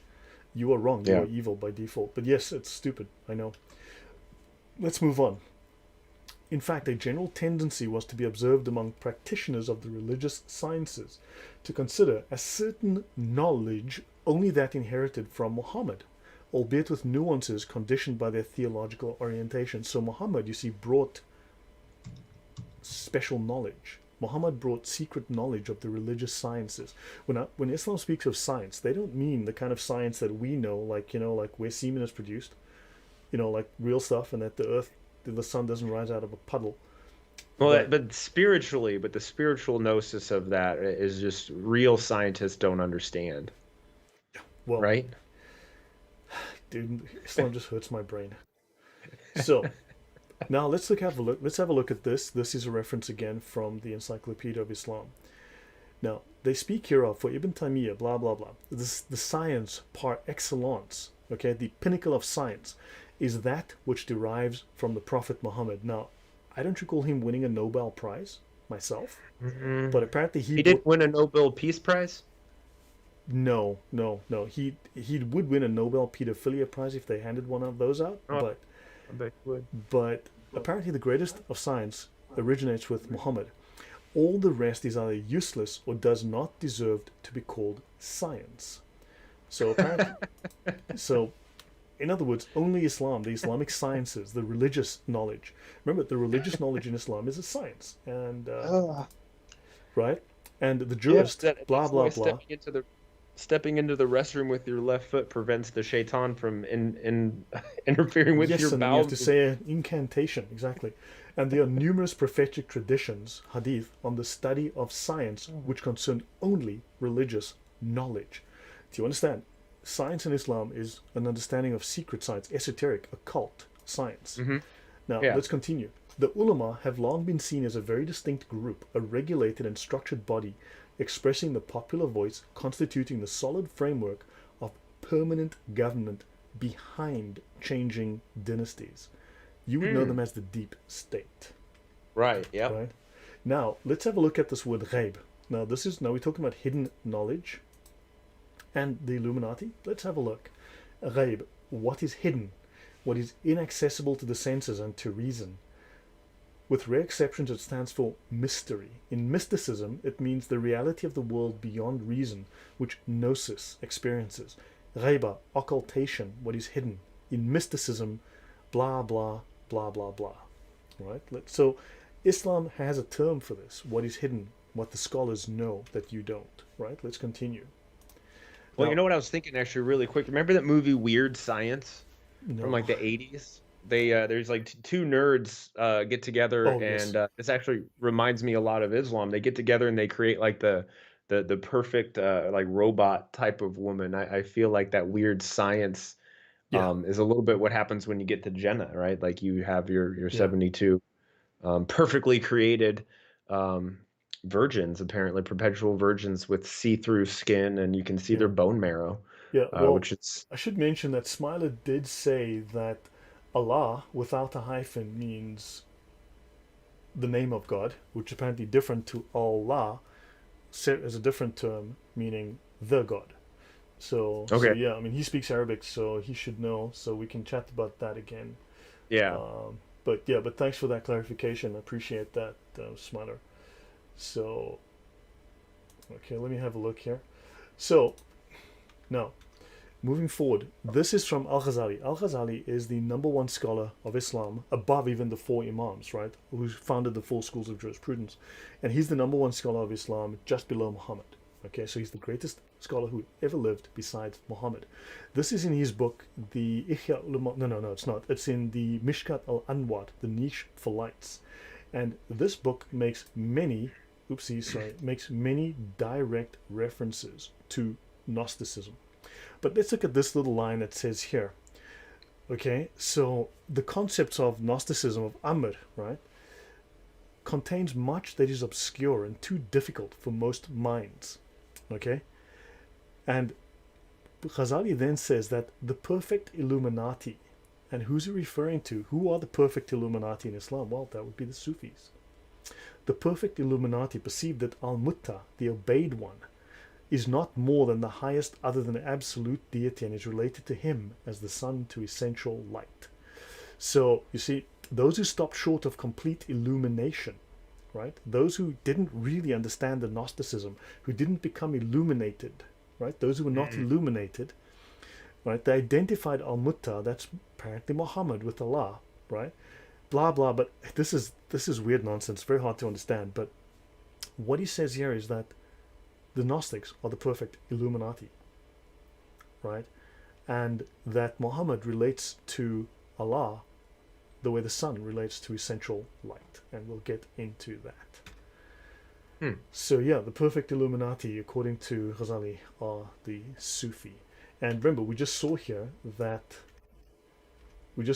that the ulama are a permanent government behind changing dynasties, a secret government, a deep state that remains despite the changes of governments. Okay, I understand. So, and it goes on because the Sufis follow a form of mysticism called light mysticism, and that's where Muhammad becomes the light of the world. And we shall go on. Now, let's continue. So, in Islam, we're going to talk about. Someone asked me this earlier. You did. Islam, we're going to talk about the divisions and the levels of knowledge within Islam. Yep. So, Islam is divided into two. Islam has the Sharia, right? The Sharia and the Hakika. Sharia is obeying Allah. Hakika is Mm-hmm. knowing Allah, Mm. right? So these are two separate things. Now, knowing Allah, the character, the nature, the essence of Allah, knowing the ultimate reality, communing with Allah. Communion is something for all Christians. You commune with God. You go to church, you take communion, you commune with God. Only the Sufi commune with God, no one else. Sufi are the highest levels of Islamic scholars. Let's continue and explain more of this. There are four levels within Islam. So now we have the two divisions. There are four levels in Islam. You have the Ibara, the Ishara, the Lataif, and the Haqaiq. Right? Now, welcome, Nicholas. Good to see you. Now, understand, let's look at the Ibara. Let me just go back to the top here. The Ibara, this is from the Encyclopedia of Islam. In mysticism, the literal language, which is, this is a typo, it's supposed to say suitable, not unsuitable, it's a typo, right? In mysticism, the literal language, which is suitable for exoteric topics, in contrast to the coded, secret, hidden, mystical language of Ishara. Exoteric means intended for or suitable for communication to the general public. The general public is John Q. Muslim. Okay? John Q. Right. Idiot in the YouTube comments. He is at the Ibara level of understanding, the literal language, which is, so he knows what he's been told, which is suitable for him as part of the general public. Yeah. Then you have a higher level of Muslim. Now the next level is the Ishara, which means gesture, sign, indication. Okay? It acquired the technical meaning of allusion. Now, allusion is to refer to imply, implied or indirect, subtle, hidden references. It comes from the Latin adludere, to play with words. To play with words, to fool you, to play with words. In mysticism, Ishara is the esoteric language of the inexpressible mystical experience, experiences beyond words, beyond rationality. It is a symbolic expression, a silent gesture, symbolism. Why do you think these occult groups always have symbols? Because you can't describe it in words. Latifa, single, right? Latifa, single, and plural, lataif. In mysticism, the subtle organ, a theory of levels developed from the time of Najm al-Din Kubra and the mystics of his school. What's interesting is that this is from the index of the Encyclopedia of Islam, not the full encyclopedia. Okay, I wasn't going to go through like a whole long, but you can go to volume 5, 300b, and volume 12, 753b. Right, but it's interesting. It doesn't say anything here about the Latifa. It actually avoids it. So, which is very interesting. They kind of, even the Encyclopedia of Islam will just flat out lie to you sometimes. So, let's look at the Hakika. Plural, haqaiq, reality, essence, truth. In exegesis, the basic meaning of a word or an expression, and is distinguished from metaphor. So it is reality, it is the real, the actual, the truth, the ground truth, the fundamental truth. In philosophy, the ontological meaning is translated as nature or essential reality. The logical meaning is the truth, which is the exact conception of the thing established in the intelligence. So this is mean with the mind perfectly, absolutely understands something. But this is a knowledge beyond the rational. It's a knowledge beyond rational knowledge. In mysticism, it is the profound reality to which only experience of union, communion with Allah opens the way. Now, the Al-Haqiqa Al-Muhammadiyya, okay, is the universal rational principle through which the divine knowledge is transmitted to all the prophets and the saints, called the Ruh Muhammad, or the spirit of Muhammad. So understand, according to Islamic thought, at the highest levels of its scholars, the true understanding of the universe is through the fact of the Muhammadan reality. Muhammad understood reality in a profound way because Muhammad is the direct path to God. No one comes to the Father but through me, as Muhammad said. And he is and the spirit of Muhammad is what infuses the saints. The spirit of Muhammad, you may have heard of it. It's in the Bible. It's called the Holy Ghost. And Haqaiq is the term for secret philosophical doctrines, and we need to dig a little more into this. But any questions or comments, AT, so far? No, dude, this is a lot of information. I'm probably going to have to rewatch a little bit, at least this last part again. This is really deep stuff. But somebody said basically, so the Hikaka, the mysticism is the highest level of Islam, correct? Yeah. So you've got your four. Remember, you've got your Ibara, Ishara, right, and the Yasir Qadis and Shabi Sheikhs and all that. They're on the Ishara level, and then the next level is the Sufis. The next two levels are for the Sufis. The saints of Islam are Sufis. They're all Sufis. So the next two levels of understanding, right, is strictly, it's a pyramid, and you get to the top. A pyramid, by the way. And then you get to the top, and you've got the Sufis, and they have the secret understanding of the character of Allah, the nature of Allah. Let's have a look at what does the word mysticism mean? It's the experience of mystical union or direct communion with ultimate reality as subjectively reported by mystics. The belief that direct knowledge of God, or spiritual truth, or ultimate reality can be attained through subjective experience. And also, mysticism also means vague speculation of belief with no basis. 18. I like that definition the best. Yeah, I was thinking, how do you pronounce that last? Is it Hikaka? it is caca. It is total caca. I tell Well, you, but you know what? It it's reminds complete me of. caca, but it's the hakika. Do you remember when Ace Ventura, right, in the second Pet Detective movie, when he's all on top of the Yep. mountain, meditating and stuff, and then he's like shakaka. So that's how I'm going to remember that from now on. That is the most mystical form of Yeah.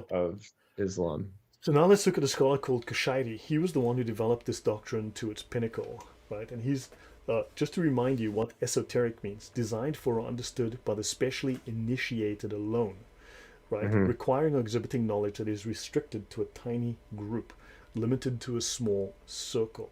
All right. Kushairi wrote a very famous book, Lataif al-Isharat bi Tafsir al-Quran. It is the most famous work, okay, by Kushairi that is a complete commentary of the Quran, but it's a mystical commentary. Mm. So he determined that there were 4 levels of meaning in the Quran. First level is the ibara, which is the meaning of the text meant for the mass of believers, Islam for the masses, for the plebs, the idiots. Yep. If your guy's gonna talk nonsense to me in the comments, he's talking about you, buddy, you. Okay. How can I say that in a very brief sentence to any of the Muslim trolls? I want to be able to be like, you are an Ibarra, and like, how many of them do you think will have any idea what I just told them? They won't. They have no clue. They have no idea. And Built for Speed says, "Hey, Kaka." Yeah, well, it's exactly. It's total Kaka. Second, the Ishara, only available to the spiritual elite. Okay, only available to the spiritual elite. Who are the spiritual elite? Well, those are the mujtahids, the scholars above them, right? And lying Yeah. beyond the obvious verbal meaning. So this is the lines between the lines, the words between the lines. What's between the lines? That's So the second level. Yeah, are those like your imams and stuff? that would Or are be, they yeah, below your that? mujtahids, your sheikhs, your imams, your jurists. But these are the Okay. people of the Sharia. Smiler, that was thanks. When we have a chance, I'll catch up with you on the Discord because I'm on Adam Seeker's Discord. So yeah, if you guys want to find me, Adam Seeker's Discord is the place to go. Anyway, so the Ishara is only available to the spiritual elite. Now the fourth level, that's the third level. Sorry, the Lataif refers to subtleties in the text that were meant particularly for the Sufi saints, for those of great mystical and spiritual understanding. And Mm. finally, of the Haqqaiq, which he said was only comprehensible to the prophets. Okay, now these are your top scholars, and these are the Yeah. secrets that they are chasing. Right now, this text placed him among the elite of the Sufi mystics, and it's widely used as a standard. This is the standard of Sufi thought. Now let's go Yeah. back. Ibara, remember, literal language. Ishara, Hmm. gesture. Okay, symbolic expression, esoteric language, and of course, Hmm. Latifa, mystic, right? And Akika, the ultimate essence of reality, right? Now, we're going to about to end off, guys. I've gone on for a little while. We're going to end off soon. A basic view of Islam and Christ. They said in boast, "We killed Christ Jesus, the Son of Mary, the messenger of Allah. But they killed him not, nor crucified him, but so it is made to appear." Remember I said Docetism, from dokain, to seem. It was made to appear, but it seemed Hmm. to them. But another was made to resemble him in other translations. Another was made to resemble him, and those who differ therein are full of doubts with no knowledge, but only Mm. conjecture to follow. For of a surety they killed him not. Quran 4, 157, 158. Now this brings us Right. briefly to Manichaeism, a dualistic Gnostic religious movement founded in Persia in the 3rd century by Mani. And this thing is crazy. Read up on Manic. Oh, it's nuts. Who was known Yeah. as the Apostle Yeah. of Light, the Supreme Hmm. Illuminator. Now, in this book, let me just get the reference so that in case someone asks, this book is Heterodoxies of the Shiites according to Ibn Hazm. Okay, it's Hmm. available on archive.org. Heterodoxies of the Shiites according to Ibn Hazm. Right? And this is the influence of Docetism on Islam. It seems highly probable that this doctrine, Docetism, came to the Muslims through the medium of Manichaeism, right? Which adopted this belief and gave it a definite shape. The Jesus of the Manichaeans had no objective reality as a man. His human appearance at birth and baptism were mere apparitions, and so were his sufferings. It was not he who was really crucified, but an emissary of the devil who tried to frustrate the instructive activity of Jesus, and who, as a punishment for his wickedness, was fastened to the cross by Jesus himself. That is from Kessler. Now, this book dates to, I don't know, probably the late 1800s, early 1900s. But yes, so Now you understand. So this is another Gnostic influence. Now let's go to P7523 in the Islamic sacred law. Say, O people of the book, do not be excessive in your religion. Hmm. According to the exegetes, this is from Tafsir Qurtubi, this refers to the extremism of the Jews concerning Jesus in accusing Mary of fornication, and the Yeah. extremism of the Christians in considering Jesus a god.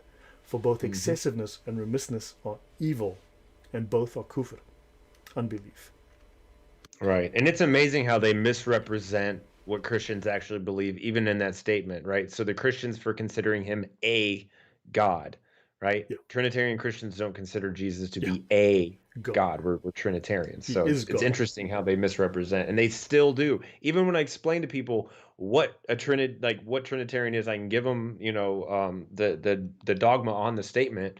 They still are like, but that's three gods. I'm like, oh, where do you Right. go? I don't even know. So let's continue. I'm going to try and finish in the next 10 minutes, guys. So notice here they speak of, I am the truth. So they speak of the Christians, the mistake of the Christians who saw this, that he is the truth, in the person of Jesus. And they said that he was the divinity. So the mistake of the Christians, now this is from the Reliance of the Traveler, Mm, right? So we made a mistake in seeing Jesus as the truth because Muhammad's the truth. And we said that he was the divinity because Muhammad's the divinity. Let's continue. Now, this is the formal, within Sunni Islam, this is the formal orthodox Sunni Islamic position on Isa, okay? Isa being, technically being Jesus, but Isa ibn mhm. Maryam, the prophet and messenger of Allah to Bani Israel, who denied him and plotted against him. He was known as the Word of God because Allah created him without a father by the mere word bi, kun, whereupon his mother, Maryam, conceived him. Among the many prophetic miracles given to him by Allah was he raised the dead. I'm just going to move my mouse here. He raised the dead, made the blind see, he healed lepers, and he molded a bird from clay and breathed into it, and it became a living bird, which, as anyone knows, is not from the Bible. It is a direct reference to the infancy gospel of Thomas, a mythical tale that has no biblical support. It is merely a Correct. myth, a folk legend, a tale, a story told to kids. Yep. Okay? Now, let me just go back a second. Okay? Now, right? So notice it is related that when the sacred law was summarized before him by a lawyer in the words, by a lawyer. Now, why by a lawyer? Think about it, because the lower levels of Islam, the Sharia, those scholars, those first two levels, those are lawyers. They're not priests, they're lawyers. The upper levels are mystics, right? So Hmm. it is that you love the Lord your God with your whole heart, whole soul, whole strength, and whole mind, and that you love your neighbor as yourself. Isa confirmed him in this. When Bani Israel wanted to kill him, Allah saved him, as described in the words of the Holy Quran. They did not slay him or crucify him, but it was made to seem to them. Docetism, to seem. Quran Yep. 4, 157. When Yahuda, chief of the Jews, met with a band of his people to kill Isa, Allah sent Gabriel to Isa to lead him to a covered alleyway that had a skylight, through which he was taken up to the sky. Yahuda, in pursuit, ordered one of his companions to follow Jesus into the passageway and then murder him. Allah cast the face of Jesus upon the man as he entered, and when he came out again after a fruitless search, the Jews attacked and killed this man, thinking him to be Isa, and then they hung him on a cross.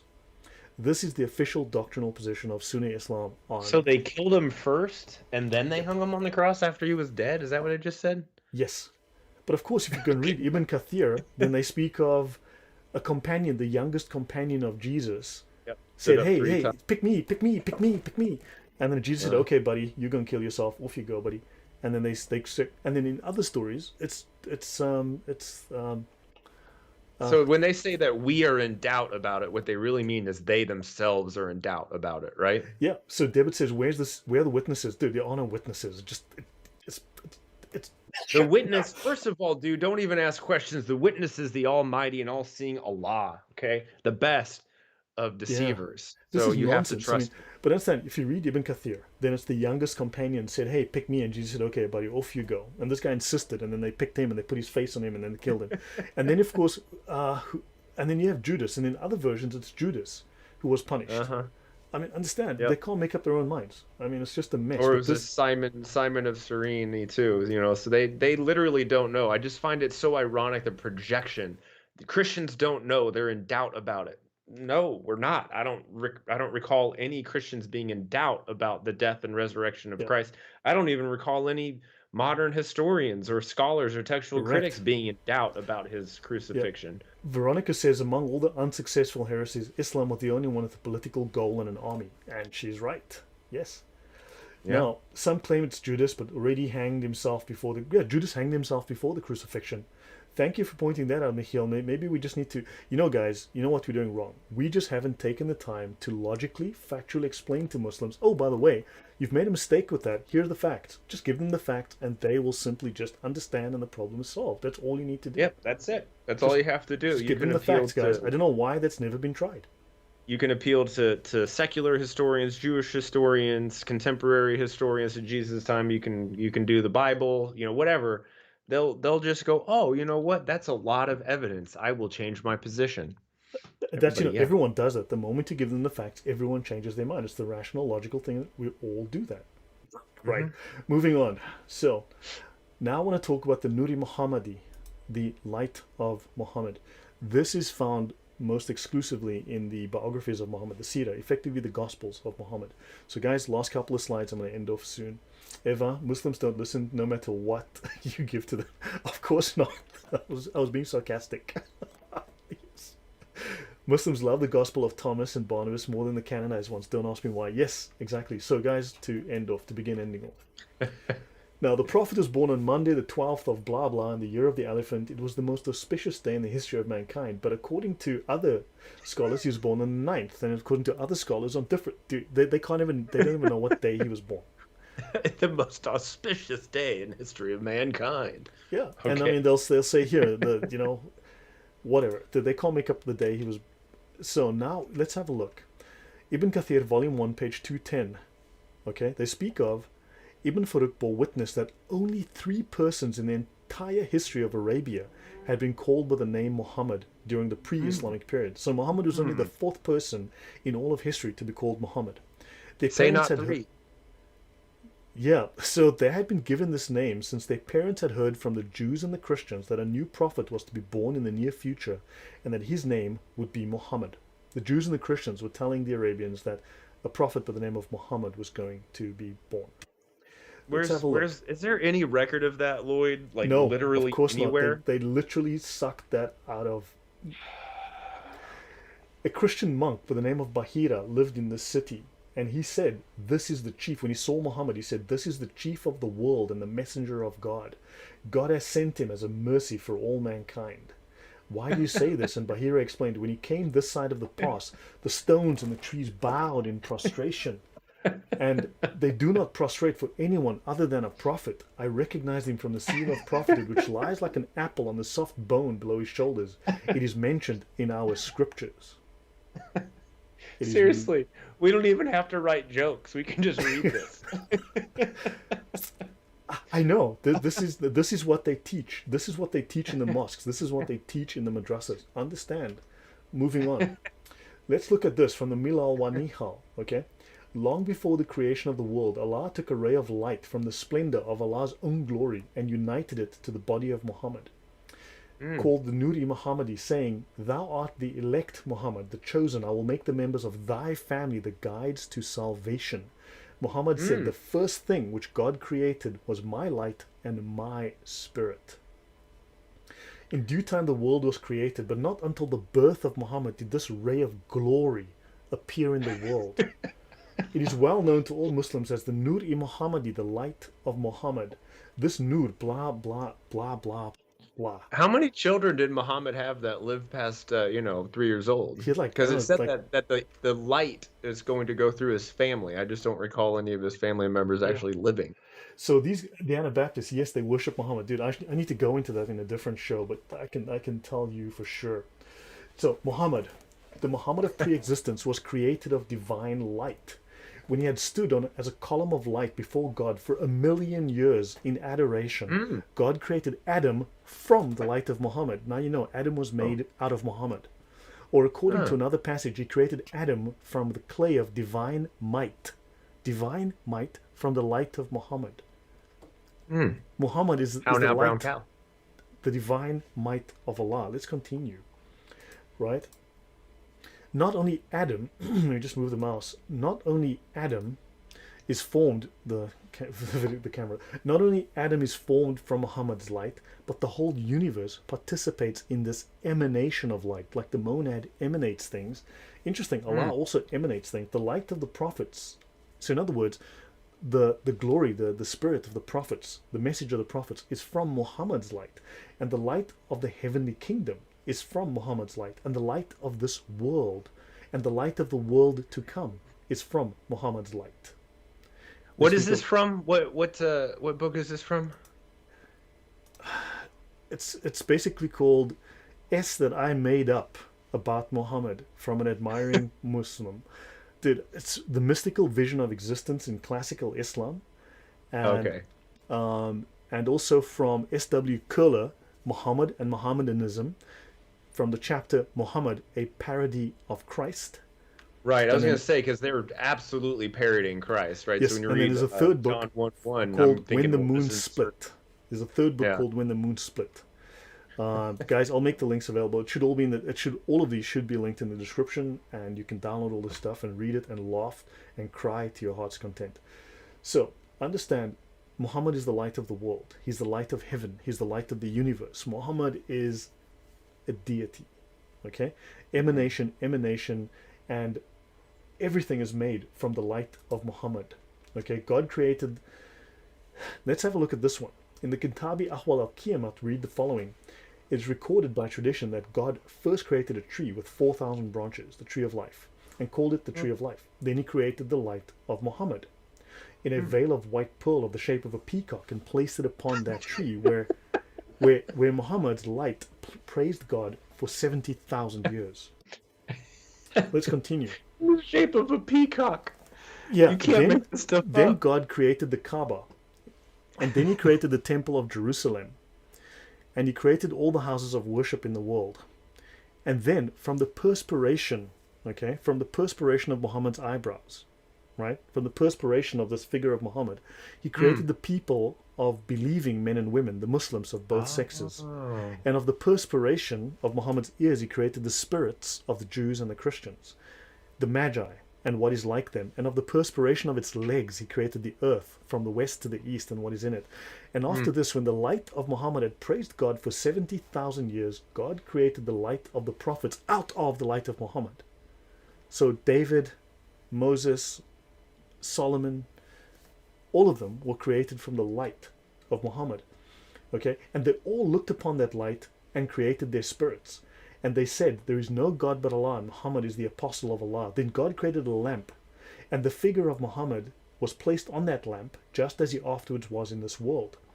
And then the spirits of all mankind, the unborn spirits of all mankind, went around the light of Muhammad, praising and worshipping Muhammad for 100,000 years. Hey, wait. So, like Charlie Hebdo drew pictures of Muhammad, and like 12 people were shot and killed, and somebody showed the picture in France, and their head got chopped off, for just drawing the image of Muhammad. So should we chop off Allah's head for creating a lamp, that I'll had hold him the down, buddy. image I'll hold him down. of Muhammad on it? I don't know how that So works. yes, I'll hold him down for you. So then, Okay. yes, worshipping Muhammad, and Veronica says, I think these scholars were on drugs, no doubt. So then God commanded the spirits of all mankind, the spirits of heaven, to look upon the form of Muhammad, okay? And they all obeyed, except for a couple of guys, I'll tell you soon. And those who saw his head became a caliph and a sultan amongst men. Those who saw Muhammad's forehead became a just commander. Who saw his eyes became one who knows the word of God by heart. And then, of course, it's you idiots, that's you, Jews and Christians, you bad people. Because those who looked away and saw nothing became Jews and Christians.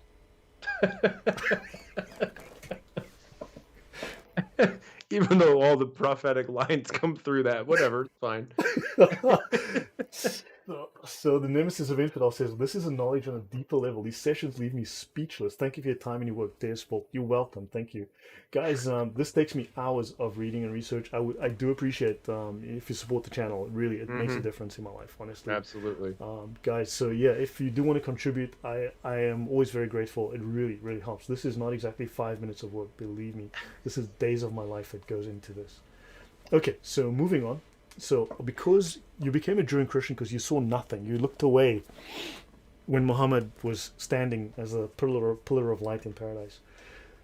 So Muhammad, now when Muhammad was born, I was Amina's midwife, and in the night when the labor pain seized them, Muhammad Mustafa fell into my hands at his birth. A voice reached my ears from the unseen world, saying, "The Lord show mercy unto thee." The face of the earth became so illuminated, filled with light, that I could see some of the palaces of Damascus by that light. Just so, by the way, Wow. Damascus is 1,300 kilometers from Once Mecca. again, proving that Muslims believe in a flat Earth, because the curvature of the Earth would make that impossible to see, even if you could see that far, and even if there was light. But Yeah. whatever, continue. Yep, let's continue. Yeah, so guys, I want to finish this up. It's going longer than I anticipated, but I'll just finish this. The learned doctors of religion differ as to which thing was the first created, okay? But, of course, others say that the light of Muhammad's prophetship was the first thing created by Allah. Moving on, when the light was created, Allah first created the light of Muhammad. Allah created, first of all, the light of Muhammad. And you are my chosen one, Muhammad. You are the trustee of my light and guidance. Muhammad, it is because of you, God says to Muhammad, that I am going to create the earth and the skies. Because of you, Muhammad, I will make the earth and the skies. I will lay down reward and punishment and bring into being the garden of paradise and the fires of hell for you, Mo. You, my boy. Okay? And then there's the covenant, which is taken from all the souls which combine the belief in one God with acceptance. So all the angels and all the souls of the world, a covenant, an agreement was made with all the souls which combined belief in the one God with acceptance of Muhammad's prophethood. So before you were born, you believed in Muhammad. And then you were corrupted here on earth. So this is why Ibn Abbas says, I was a prophet when Adam was between souls. So Muhammad is a prophet before even Adam was born. And Muhammad's light adorns the throne, the arsh. The arse of Allah. Sorry, how do you say that? Is that arse? Muhammad's light adorns the arse of Allah. I'll continue. Muhammad's mother said, when Muhammad was born, a light issued out of my vagina that lit the palaces of Syria 1,300 kilometers away. It was controversially reported that significant signs accompanied his birth. 14 galleries of Caesar's palace cracked and rolled down. The Magian sacred fire died down. And churches on Lake Sawa, right, sank down and collapsed. Someone sent me a Skype message, I think. Let me check in case it's someone saying, Lloyd, you're talking too much. Stop, please stop. No, it's me, because I want you to end the video with this. Okay, fine.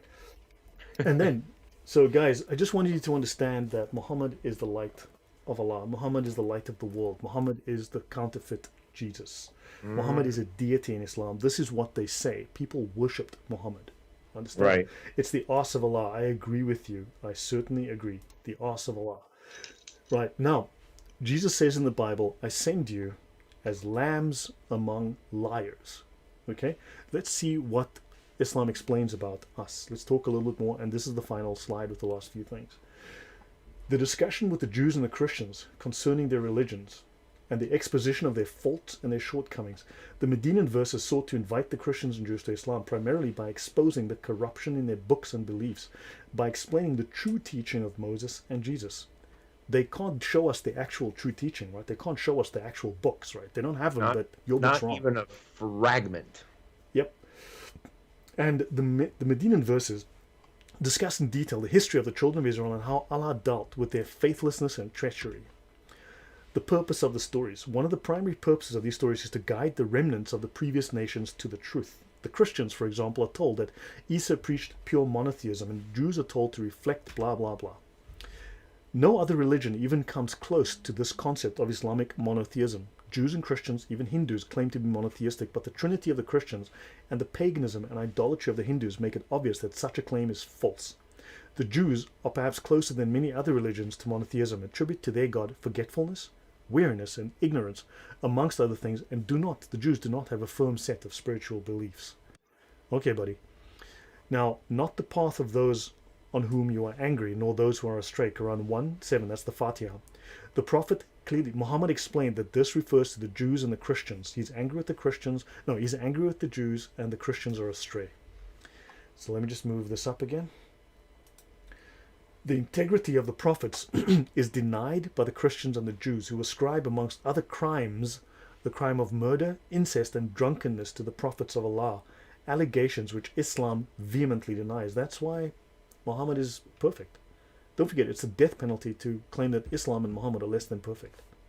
Right? Right. This is what they're teaching. Let's continue.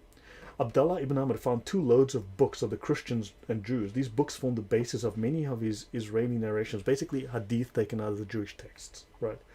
None of the companions used these narrations as sources of knowledge because the Quran is explicit that the Jews and the Christians tampered with their respective scriptures. They changed the divine revelation. Therefore, it is impossible to be sure which facts they added and which are still intact. Now, let's have a quick look. I'm just going to run through this. You're going to make up your own mind. The prayer of, this is from Ibn Qayyim again, back to that guy. The prayer of the Nazarenes, the Christians, ridicules God. Okay, so our prayers ridicule God. The Christians chose a way of prayer during which the most devoted among them would consider it no great matter if he happens to pass urine dripping on his thighs and legs. Then he would take direction of the east, make the sign of the cross over his face, and worship the crucified deity, starting his prayer by saying blah blah blah. Then he would open a conversation with whomever happens to be sitting beside him in church, and most probably the chat would be about some mundane matters like the price of wine or pork, who won in gambling, what dish he prepared at home, and the like. And then he would even interrupt his prayer to talk about similar things and then urinate in his seat if he can. Compare this to the prayer of the Muslims. AT. Well, I mean, speaking of urine, I thought that somebody drank one of Muhammad's urine thing, and then he promised him that he would never have a stomach ache again. Muhammad As is I pure, recall, don't there's a forget. couple of Bukhari hadith that talk about dogs urinating on the Kaaba. And the only thing Muhammad did was just, go over there with a pail of water and just dump it Yeah. on. So guys, final slide. I'm done. Finally done talking. Good grief, has gone longer than I wanted. But It's been interesting though, dude. So it doesn't feel like it's been that long. so the finality of the Prophet's message. This is from section W 4.0 in the Reliance of the Traveler. This is the final statement on the Islamic belief in terms of Christianity. Right. The finality of the Prophet's message. This section has been translated to clarify confusions among Muslims as to Islam's place among world religions.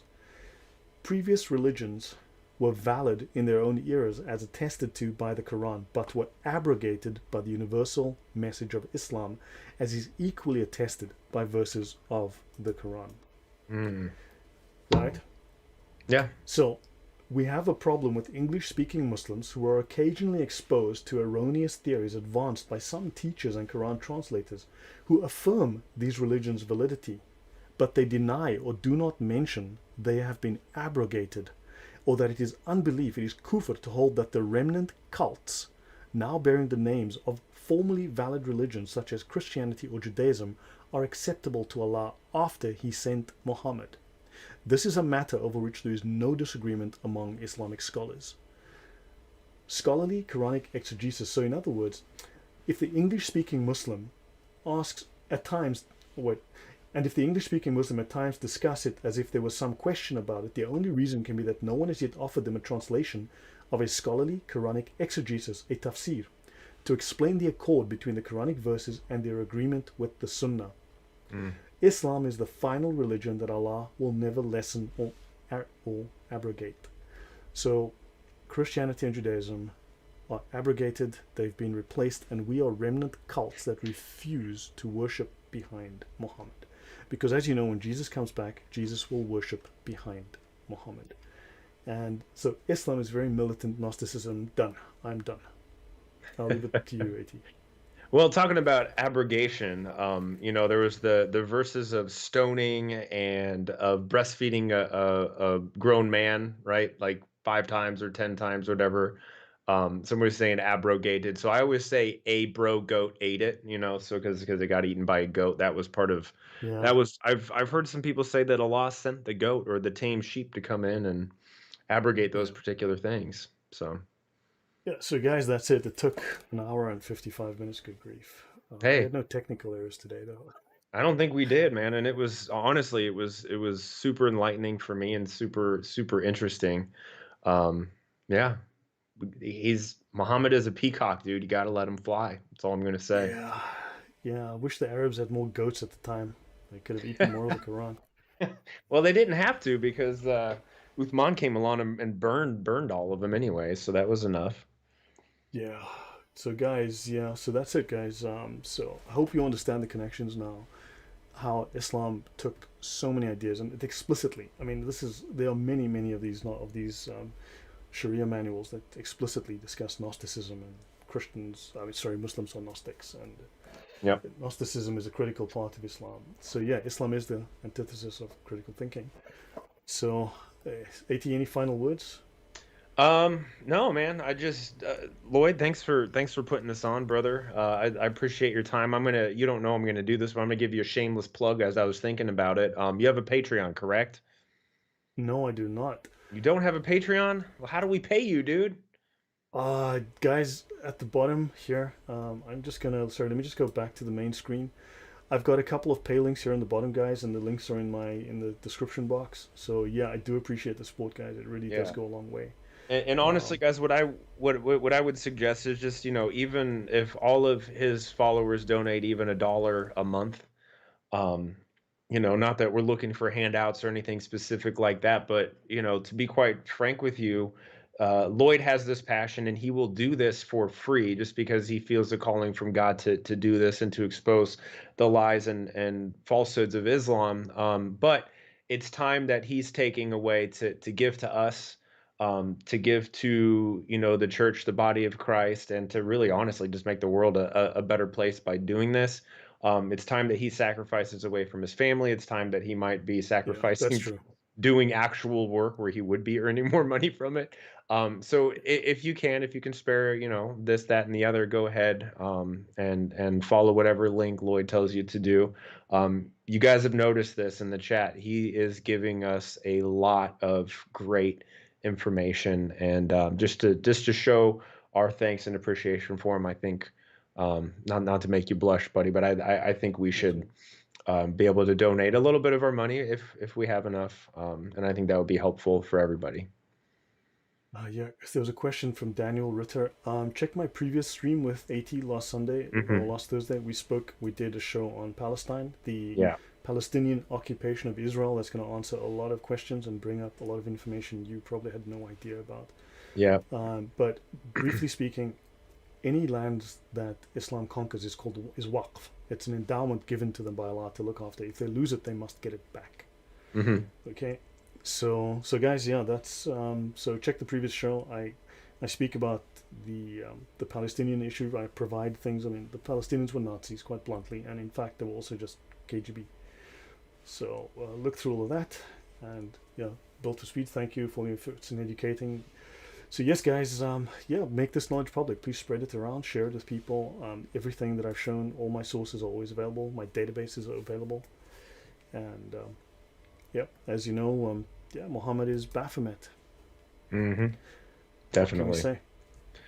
All right, buddy. Well, thanks for having me, everybody. Hope you have a fantastic day. God bless you. For those of us in America, happy Memorial Day tomorrow, Yeah. and have a good one. Thank you, guys. Have a wonderful weekend, and I may be away next week, next Sunday, so I may or may not be able to stream, but I'll let you guys know. Anyway, guys, take care. Go well. Thank you, AT, as well, always for your support and for being here with me to do these shows. Much appreciated. Thank you, guys. Take care, and please subscribe to AT. Right, really, he's link in the description. All right. Thanks, guys. Take care. Bye.